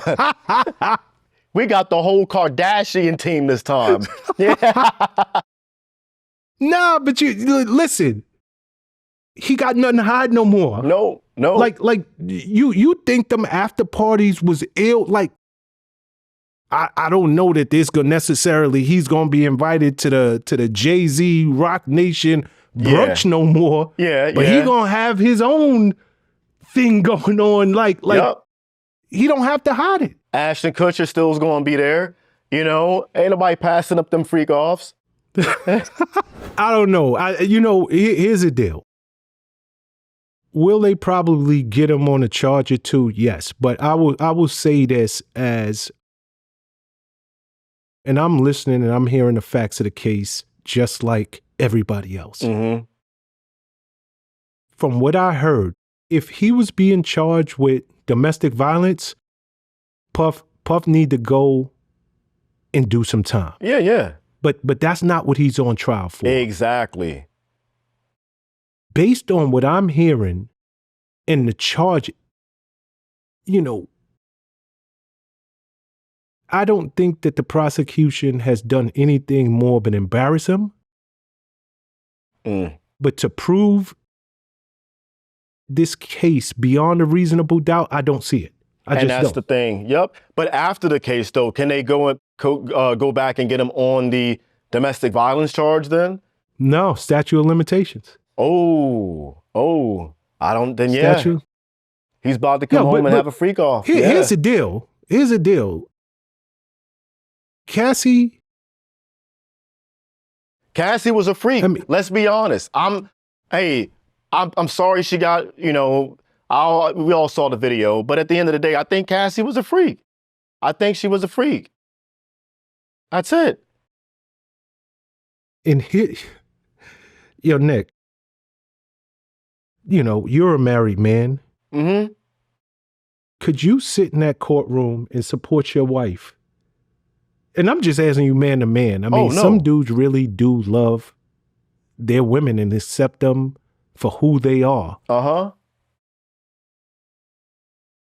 how difficult do you think it must have been for her man to sit and listen to some of the exploits that his wife was involved in? But she was FaceTiming him at one point, right? Yeah, yeah. So I don't think he felt nothing about it.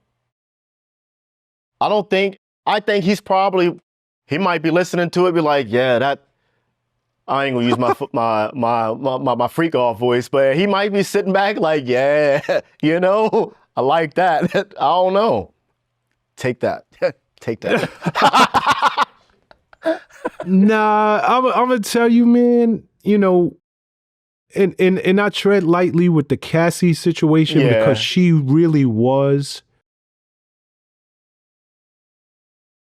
It was domestic violence. We saw it. 100%. It was inexcusable. Yeah. Puff kicked this woman like he was punting a football. In the head, yeah. That's in wild. the head. That's wild. It was inexcusable. But I will say she was well compensated for those ass whippings. Yeah, yeah. Hey, you know, hey, you kicked me in my head for, what is it, 50 mil? Nah, she got 20 mil from Puff and I believe 10 million from the Intercontinental. And just to put things in perspective, she doesn't pay taxes on this money. See, I might let you kick me in my head for 30 M's, bro. I ain't gonna lie. Who wouldn't? All right. Who wouldn't? 30 M's. Yeah. So the pain and suffering that she went through. I couldn't imagine. Yeah. Bless her soul, but I don't know, man. I don't know. I don't know what to believe. I don't know what to believe. I believe everybody was a freak at some point in their life or throughout this thing.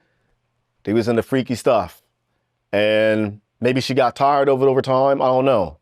But no amount of freak should be able to, like, I'm such a freak, I need to kick a female in her head. No. But beyond that. Puff was out of line. Puff was out of line. Big time. Blame it on the drugs, blame it on whatever you want. That's right. He was on drugs. He was so far out of line. And truth be told, and I'll say it again, if he was on trial for that, for domestic violence, he need to go sit down for a few years. Oh yeah, he will be guilty. By any chance, did you catch? I mean, first and foremost, the dude's name is the Punisher. Vlad got to interview one of the sex workers. Oh, that was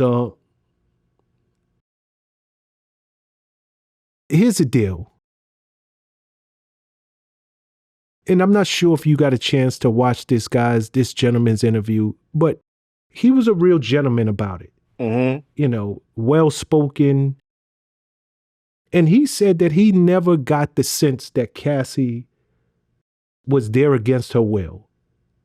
He never got the sense that she was doing anything more than just trying to please her husband, who, before he realized who this couple was, he just thought, hey, I'm meeting with a woman named Janet and she's doing something for her husband and this is how they get off. Mm-hmm. But he did come back and apologize to her. Mm-hmm. You know, like if I was the cause of any of your pain or anything that made your experience more traumatic, I apologize. And I thought that was, you know, commendable. It was very mature and I got to give him his props for doing that. Mm-hmm. Yo, here's another thing. Your man Puff is a mother effer. What happened? Like, my God, this guy's did you see the part in the trial where Puff had Cassie's mother send him $20,000? No. Are you serious? No. What happened? Puff, like, I want to make sure I get my facts straight. Is this while he's on trial? Yeah, it came out in the trial. Cassie's mother said that Puff basically, I think I got my facts right. He threatened to release the sex tape if Cassie's mother didn't pay him the ransom. I want $20,000. Now this is a man worth damn near $1 billion at the time. Yeah. He was sticking Cassie's mother up. This dude. What? Yeah. Hey, when he wore that outfit, he was the Joker for Halloween. Remember that? Yeah, I don't think it was really out of character. I think he was really putting on, that's who he really feels himself like he really is. He thinks of himself like that villain, the super villain. Like New York City's like Gotham City, and then you got P. Diddy. You heard what Homeboy said, Kid Cudi. Kid Cudi was like, yo. Shout out Kid Cudi. If a nigga blow up my car, bro, I'm sorry. I gotta come see you in a real way. Nah, I don't think Cudi built like that. He did go to see Puff, and he was like, yo, Puff was standing looking out the window looking like a Marvel supervillain. I'm telling you, he's from Gotham City. If we could go back in time, Cudi should have called me up. Nah, your man Puff is a mother effer, man. Like, this dude is different. I don't understand why people are so scared of Puffy, though. Like, I'd have ripped Puffy's head off. Talk to me like that, boy. I'll rip your shit off. Listen, man, Puff had a lot of private security. Yeah. Look, everybody ain't, let's get it straight. Like, everybody's not a Nick Irving, man. No, but I know also, I never seen a man dodge a bullet from half a mile away either. That's real. I ain't never seen nobody do that. That's real. You can have a whole bunch of security, but when I can weave a bullet, I ain't gonna say too much, but I ain't never seen nobody dodge something from half a mile away. From a place you will not see comes a sound you will never hear. I got it tatted on me. That's real. Yeah. Puff Daddy would have encountered something. Yeah. I heard he had hands though. Nah, he slapped Drake. Yup. Broke his arm or something. Nah, but here's the deal. I know Puff personally. Yeah. You know, people are fixated as they should. We watched him, and here's the deal. And I say this in all honesty and truth. I've never seen Puff be violent to Cassie in my life. That's great. Yeah. I think that video caught everybody off guard. Really? Yeah, for sure. How long were they married? It was a few years, right? That they were together? Yeah. Yeah, they were together for a while. Minimum of 10 years at least. Yeah, like 10, 12 years or something like that. I've never seen it. You know, Puff had the advantage from the gate. She was much younger than he is, moldable, all of that stuff. But to your point, you know, I seen Puff fight a lot of dudes. Like, this was a dude in the office that was throwing hands with dudes regularly. So I'm telling you, like it should be a lot of dudes coming forward. Like, you see all of these women talk about he attacked me. I could probably think of 5, 6, 7, 8 people who Puff straight up put hands on in that office. So it wasn't, he just wasn't beating women up. Puff got windows in his office? Does he have windows? Did he have windows in his office? At the time, yeah, floor to ceiling. Yeah, I'm not that type of dude to play games with. Yeah, there's a lot of buildings in New York. I'm not that guy. No. Listen. Yeah, but before you would have did what you do, I might have got Puff tapped would have up touched a that little bit. jaw, Nick. I'm Golden Glove though. I might have got tapped up a little bit, but Puff would have been leaving. He has a lot of puffy on him. He had a lot of puffy on him. Puffy eyes, puffy lips, puffy whole head, paws. I'd have puffed Puffy up. Nah, but I tell you, man, and I say this in all sincerity, man. They're outside of Cassie. Yeah. There are no winners in this case. No. It really isn't. And I truly do. I do hope that there are some jurors who see this not as, we have Puff Daddy on trial, and I want to prove a point here. Yeah. See it for what it is. I don't know that these charges. I think he just was overcharged. Yep. And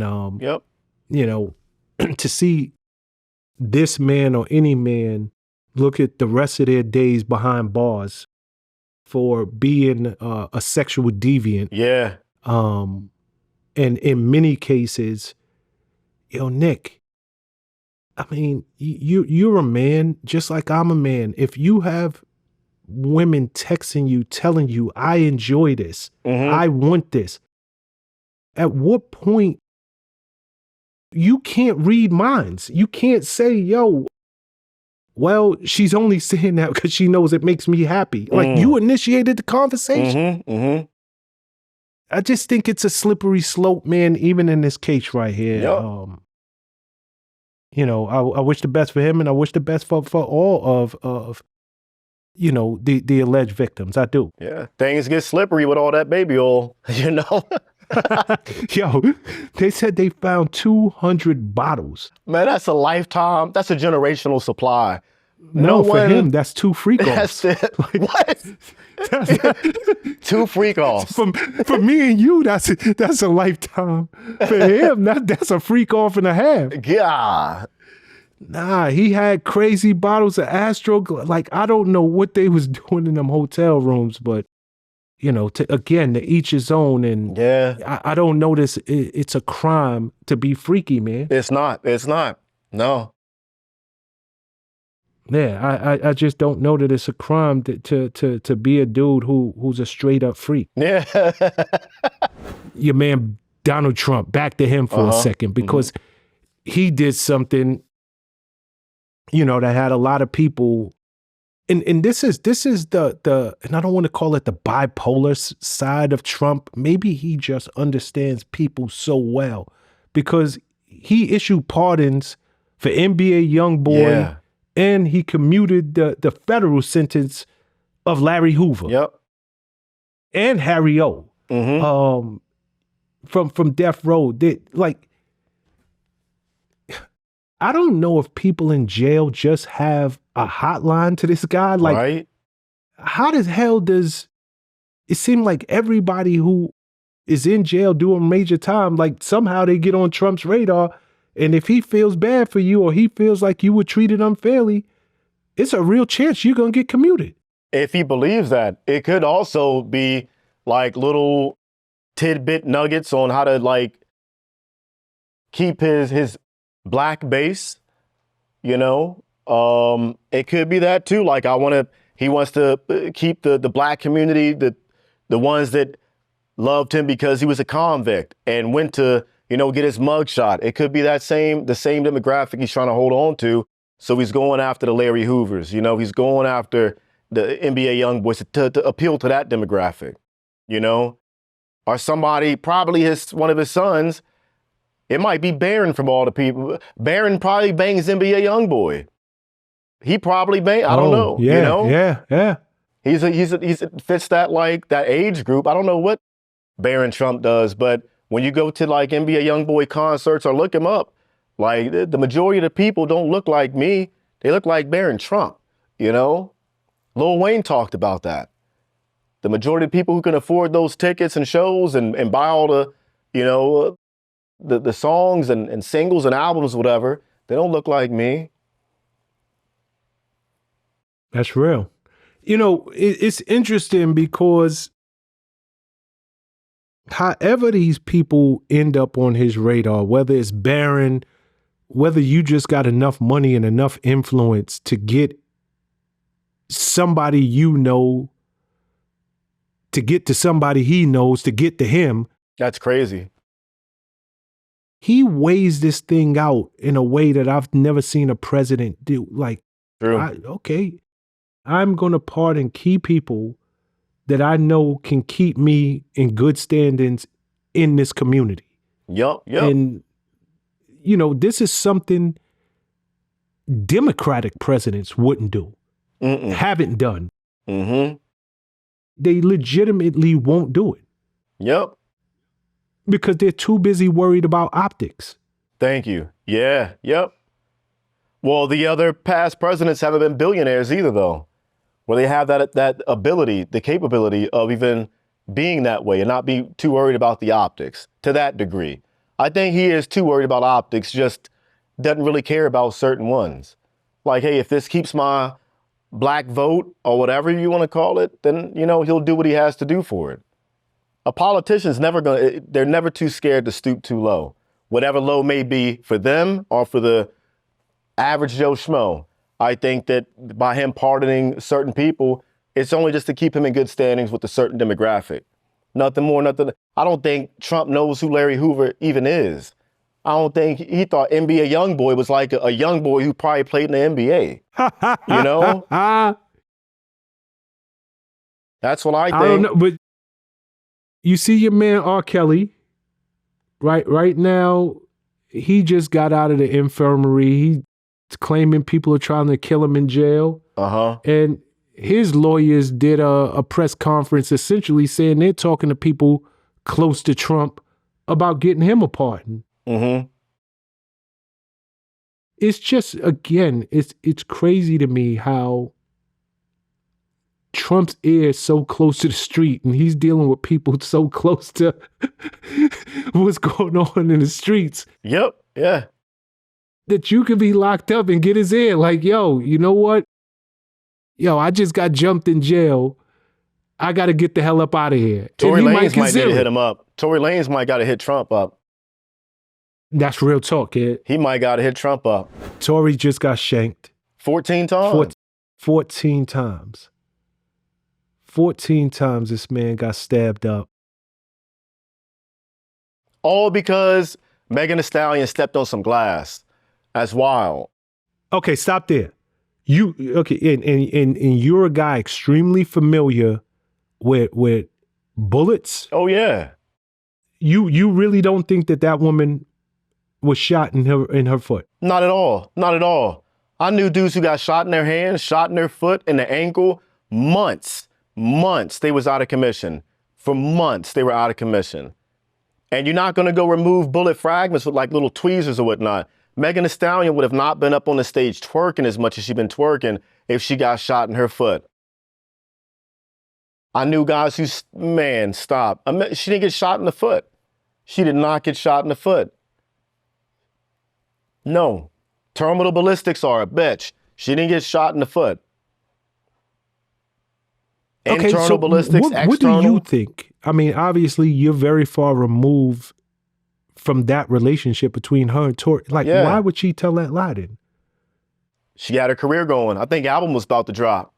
Might have had an album about to drop. PR didn't, I don't know. The same reason why women lie on men all the time. The same reason why a female can say he did this to me and that male was never even in the same room. Women lie all the time about things that just to hurt a man or to protect their image.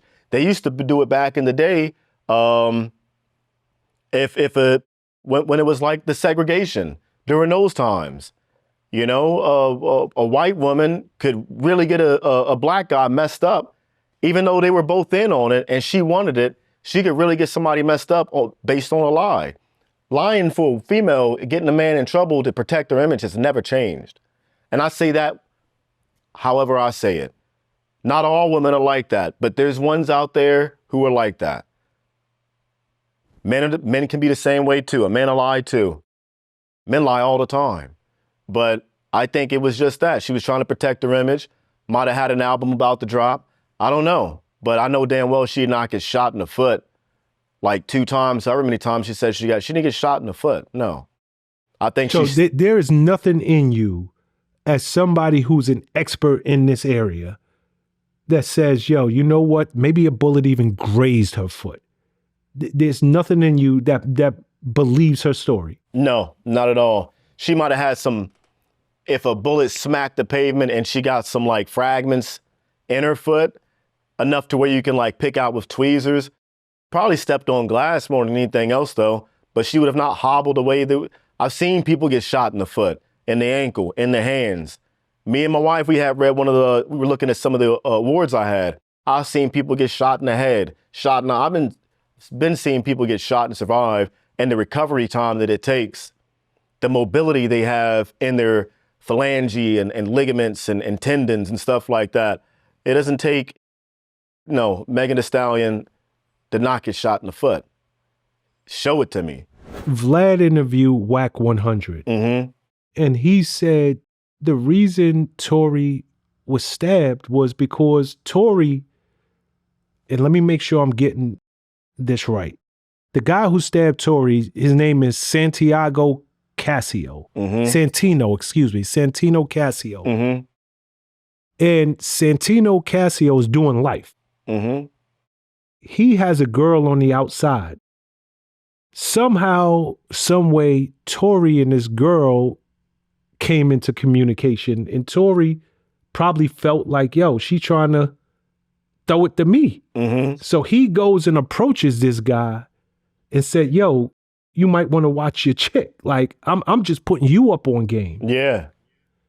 Come to find out, homeboy talks to his girl. You know what his girl's gonna say. He end up hitting Tory 14 times. Yep. Makes sense. If I were Tory, I probably would have kept my mouth closed, though, to be honest with you. He didn't learn maybe yet. he thought he was doing the right thing, putting homeboy up on, yo, this is what you dealing with. And she lied, though. According to Whack. Hey, fool me once, shame on me. I don't know. I guess. Good for him. Good for Whack. Whack always knows a lot about what's going on. I don't know Whack 100 enough to, I don't know. I just think what I think and I believe what I believe. I know that I don't believe Megan Thee Stallion got shot in the foot with a 9mm. No. Why Tory, I don't even say I have my own theory about why Tory Lanez got shanked up. Whack could be 100% correct. But, man, I don't know. Yeah. You know, interestingly enough, and I believe it was Whack as well, he also said that this happened in PC. All this time That's I'm thinking wild. that Tory's in, Gen Pop. Yeah, I'm thinking he's with everybody else. Wow. But they said this happened in protective custody where, everybody's supposed to be chill. That's wild. Yeah. Speaking of wild, your boy Antonio Brown. Uh-huh. Ex-NFL player. Yeah. He's a wild boy. Right now, as we speak, he's on the run, wanted for attempted murder. Wait, what? Yeah. When did this happen? As we speak, your man Antonio Brown. So there's a video out. Last month. Oh, with the shooting. Yeah. Oh, okay. There you go. Yeah, with the whole at that streamers joint. There you go. Aiden Ross. Yep. At Aiden Ross boxing event. Yep. Brown was allegedly jumped. I don't know if they was trying to rob him for his chains or whatever, but off camera, you started hearing shots ring out. Yep. I'm with AB on that one. Like, I'm sorry. I mean, you getting jumped, somebody trying to rob you. It shouldn't be attempted murder. It should just be he shot the dude who was trying to rob him. Point blank, period. 1, 2, I'm like, I'm not around. I don't do the whole streamer thing. It's just too many kids, too many. I stay away from that audience, I don't want to put myself in them wild situations. But had I had been in a situation like that, hey, if the hands ain't cutting it, back to rule number 1, I'm getting jumped. My life is in danger. You're about to I live in a different state. I live in a semi stand your ground state. Rob me if you want. This happened in Florida, Playboy. Then he should be fine. That is the number one state for stand your ground. Then he should be fine. I don't see no attempt. I don't see why he's even being wanted for that. Like I said, he probably should have shot the guy. His first mistake was he missed. Well, he missed. Shouldn't be, you should have shot him. Maybe he would have been better off. Now that other guy has. Listen. In support of Antonio Brown, in support of AB, I don't think he intended to miss. I just, he was shooting to hit him. Damn. He just a bad shot. Damn. Should have went through my training course then. There you go. Tell him to come on down to Texas. Yeah, show him how to shoot. You ain't gonna miss that next time. Nah, it's crazy. Again, Florida is definitely one of those stand your ground states. Yeah. How they have this man on the run for attempted murder is beyond me. That's especially crazy. when the video exists. Yeah, I didn't even know that though. I'm just now finding out he was going for wanted for attempted murder. I saw the video and I thought he was fine after that. Made sense to me, you know, especially in a place like Florida, where stand your ground is like, that's the you don't play with people in Florida because of that. Correct. Oh yeah. Correct. But the victim, one of the victims anyway, says that Brown beat him up. He had to go to the hospital and get something like 7 stitches. So I think that the story came out that, you know, AB was getting robbed, but they're saying that he probably initiated this thing. So, you know, who knows? Camera footage didn't look like that to me. Didn't look like that to nobody. Yeah. Yeah, it looked like he was fighting back. Right. You know, you hear the shots off camera, Yeah. but what you could see on camera, it definitely didn't look like, you know, he was initiating this. Right. Okay, by any chance, are you familiar with Detroit rapper Skilla Baby? No. Skilla Baby, definitely one of them dudes out in Detroit doing this thing. Shout to him. But he just was a victim of a drive-by shooting out there. Some dude pulled up at the size of his truck and let off something like 20 rounds. Mm. You know, yeah, I'm gonna tell you, man, it's hard being a public figure, man. I know. Yeah. It's like damn near open season, like especially if you're a rapper, but a public figure just in general. Right. You know, but thank God he was treated, released from the hospital. Oh, good deal then. Yeah. When you said 20 shots, I'm like, damn. Yeah. Dude, you know, Skilla went on, he crashed his truck. He was hit a couple of times. I think he was grazing the head, hitting the leg, hitting the hand, but he survived. Yeah. Oh, good for him. Speaking of that, do you know another rapper, the Whip It Nene kid, Salento? No. Oh, you said gotta Whip It? know him. I'm sure your son know him. Every kid know that song. That Whip It Nene song. That Watch Me Whip thing. Yeah, Nene. I think I know. I think I've heard it. Yeah.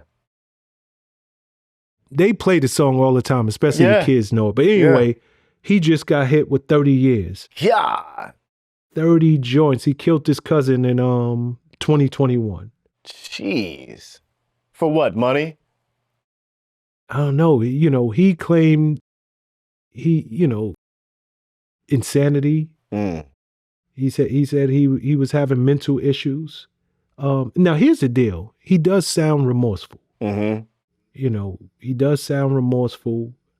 Again, this was his blood cousin. Mm. But 30 years, I mean. That's it. Man. That's it. I mean, he might have a chance. I think he's like 27 now. Yeah. Even if he do the full 30, he come home, he's 57. Damn. A long time, It ain't bro. worth it. It ain't worth it. Yeah, it ain't worth it. I mean, what do you even think about these rappers? Do you think,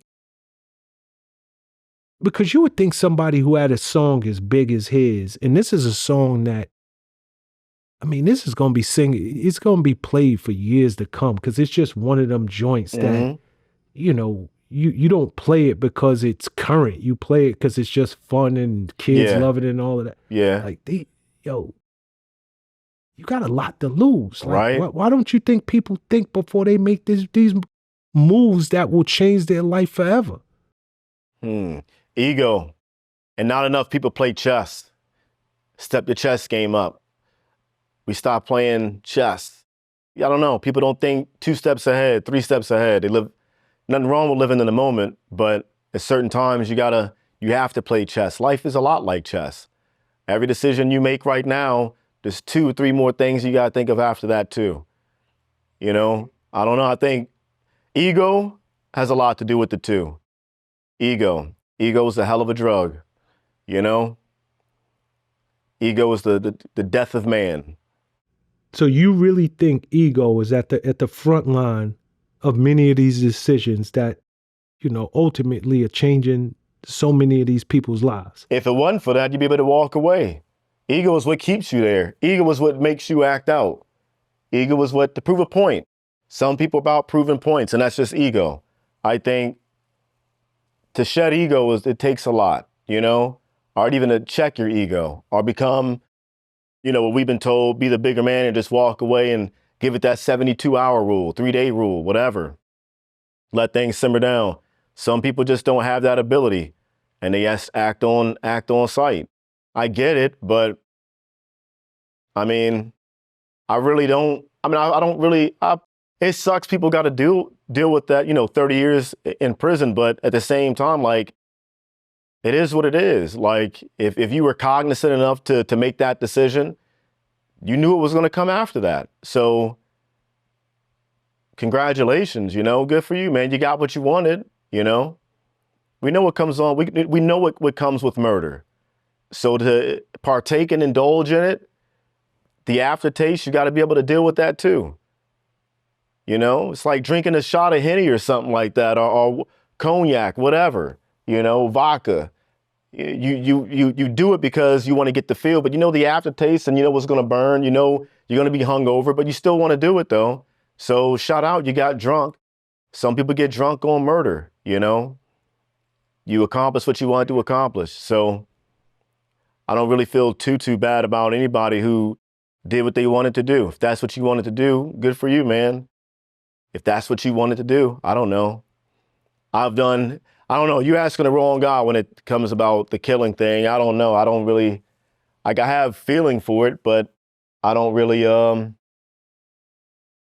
like, it wouldn't hurt me to kill somebody, If I wanted to, I wouldn't lose sleep over it, and I wouldn't ask anybody else to lose sleep over me for the repercussions about what I did.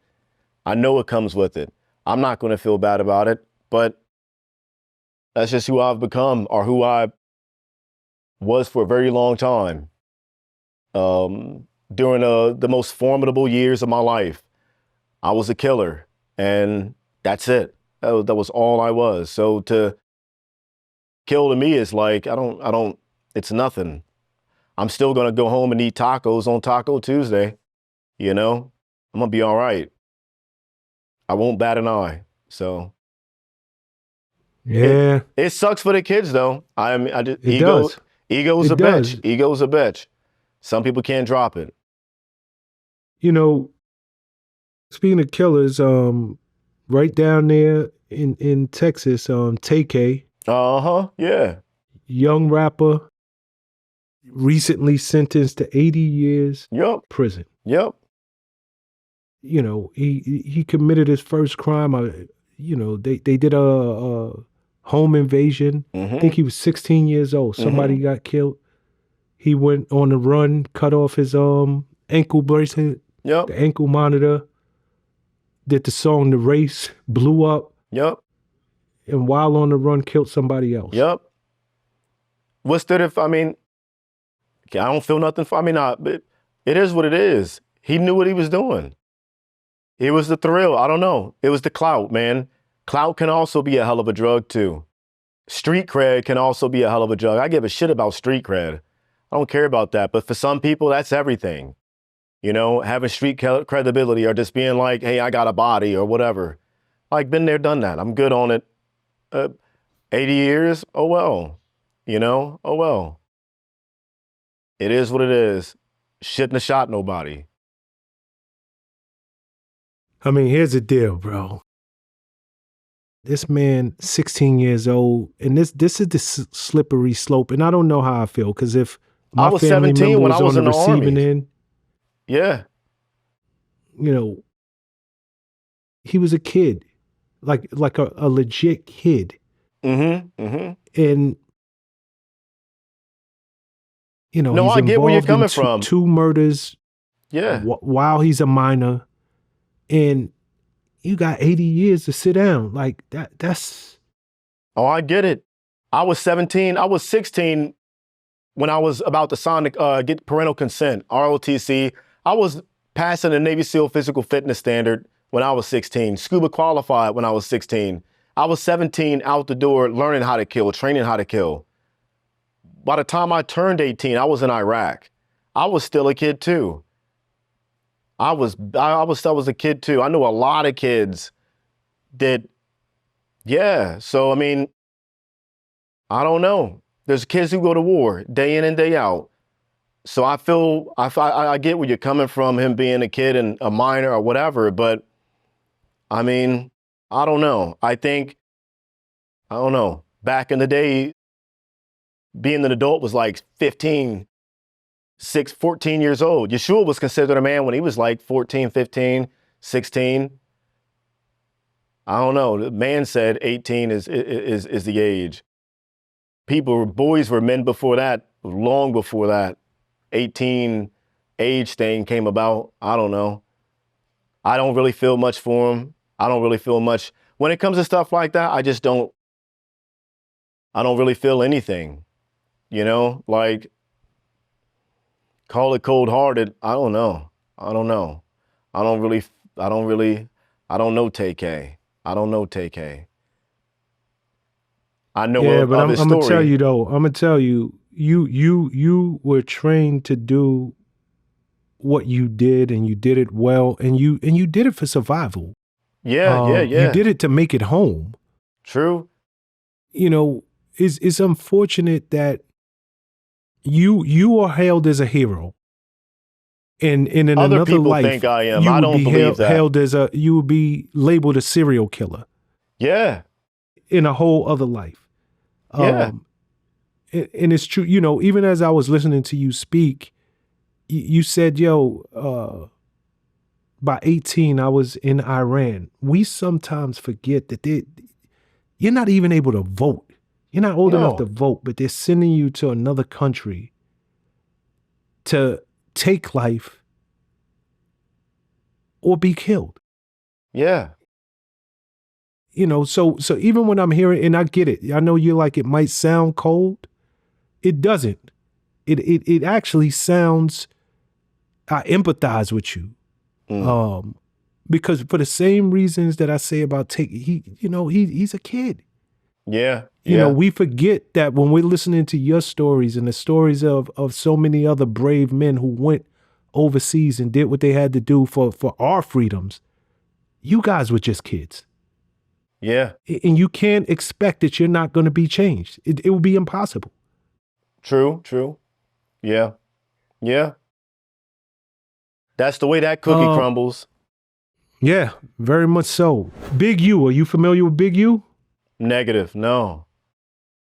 Okay, another prominent figure in LA gang culture. You know, he was just hit with I believe it's a 43 count indictment.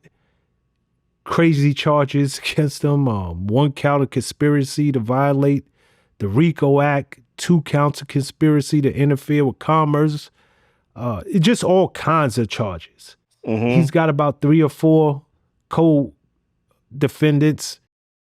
If all of these charges come together, this man is looking at something like life in prison. And from what I understand, he's now representing himself.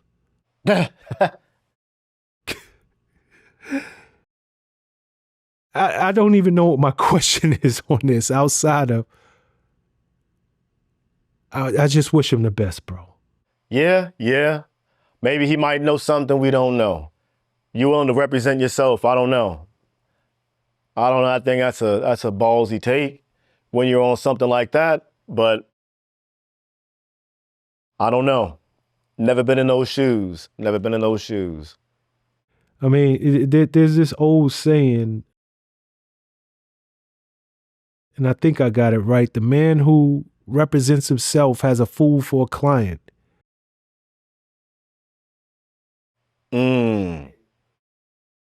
That's a real statement, man. I like that. Yeah, that's deep. Yeah.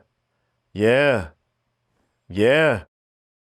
agree. You know, I'm going to have to keep that one. You got a 43 count indictment, looking at life in prison. I don't know how that one's going to work. You know, those public defenders are overworked. So even if you don't have the money. We know how it's going to work out. He's defending himself. We know exactly what's going to happen. Correct. But my point is, I think I would have trusted a public defender. If I didn't have the money, before I trust myself, I might trust one of them overworked public defenders. Yeah. True. You know, in the South, not necessarily Texas, but close enough, 10 inmates broke out of prison in New Orleans. Mm-hmm. You familiar with that case? A little bit, yeah. I know they got they caught the majority of them, right? 8 of them. 8 of them, yeah. 8 of them is down for the count. 2 of them, I believe, is still on the run. Yeah. Like, you know what's crazy is in 2025, how in the hell are you still on the run? Still doing it. A month or 2 later. Right. Yeah. We could, and one of the dudes got straight face tats and everything. Right. Moved on the ground. Somebody's moving them around somewhere. Yeah. Has to be. You're not living out in the field. I promise you that. Not this long. I mean, homeboy was doing lives and everything. Oh, wow. So he got a cell phone? He was on. Yeah, he got a cell. He was doing like one of them was straight up doing lives. Going live. Like, I'm like, yo, y'all really think this is a game? Crazy thing is, like, well, I'm not going to say too much about how we found people overseas, but it's just weird people have that much confidence in a cell phone. Like, it's unless you got a good, what's that? No, I said true. Yeah, it's wild. People have that much confidence in cell phones, but the fact that we still haven't found them, I don't know. Makes me wonder about a few things too. You know? You can only run for so long, though, I think. Here's the deal. I give him or 2 of them their props. Right. I think it's something like a $25,000 bounty on each of their head. Maybe it's up to $40,000 now. Mm-hmm. You know, when you start hitting them kind of numbers, especially in poor neighborhoods, you have family members turning you in. Oh yeah. Nobody's family at that point. Yeah, nobody's family at that point.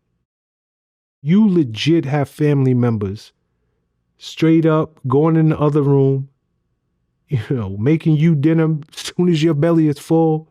Yep. You fall off to sleep. Yep. And they like, yo, you know, drop I that know where pin homeboy's location. at. Yeah. What I need to do to get that reward. Yep. Obviously, you know, they're being helped, but whoever's helping them are some real ones. Real talk. For the time being. What'd you say, for the time being? For the time being. Until that rent payments due are late. Yeah. Yo, you know, we'll end it on a light note. Your man Kanye West, he put out a statement. He claimed he's done with being anti-Semitic. He said, I'm done with anti-Semitism. I love all people. God forgive me for the pain I cause, and I forgive all who have caused me pain. Is Kanye just being Kanye? Yeah. Or do you think we're going to wake up to a barrage of tweets? Yes. Hating on Jewish people? Yes. Kanye hasn't dropped the nuke yet. Like, the fact that we're still, like, you cannot, I don't take anything that Kanye says seriously. And I think that give it a month or 2. We'll wake back up and he'll hate somebody else. Watch and see. It's Kanye. It's Ye. Like, the dude is not, he's obviously like not right. You expect me to think that he's going to make a logical statement coming right off of a bender of being illogical? Now, at the drop of a hat, I'm logical now. No, that's not how illogical that's not how illogical people work. Dude's got issues. He didn't. I think in a couple months, Kanye's going to wake up and drop another few random tweets.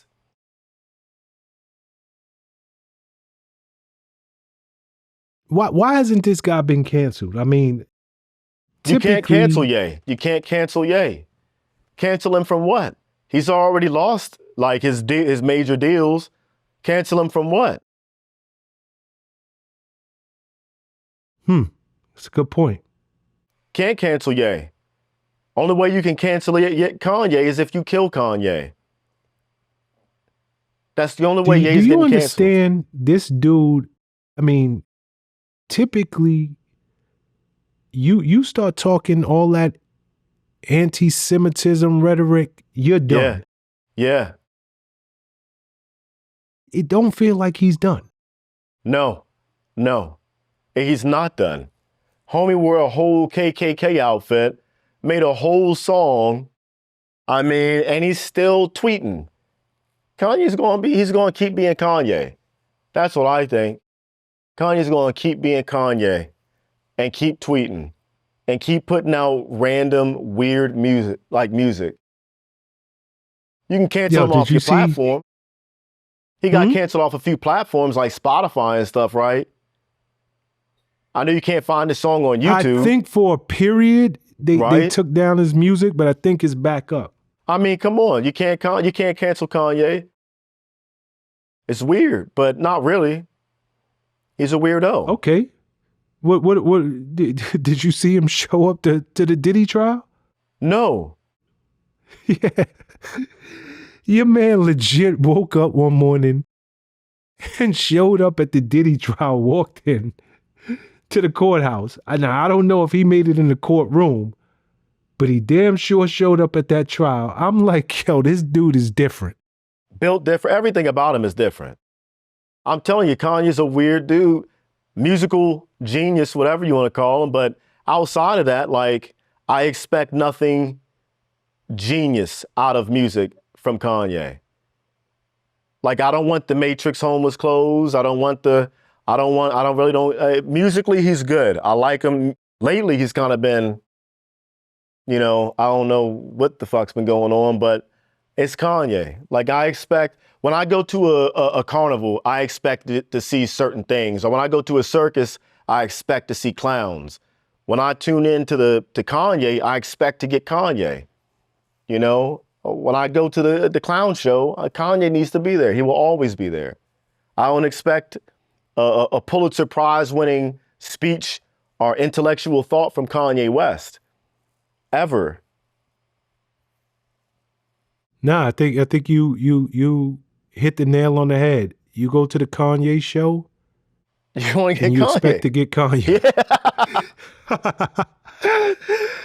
All right, my brother, it's been my pleasure talking to you as always, Nick. Very insightful, very entertaining, and I tell you all the time, brother. This is an absolute pleasure for me. So, I'm looking forward to the next time that we get to really sit down and chop it up. Hopefully, it won't be World War III, man. I hope not, man. And trust me when I tell you, every time I look at the news and I see some of this stuff going on, I think of you. I'm like, yo, this dude predicted so much of this. It's wild, man. It's wild. Connect the dots. We just getting started. All right. On behalf of myself and the entire Vlad audience, we love you, and we'll see you next time, Nick. I appreciate you. Peace and love, kid.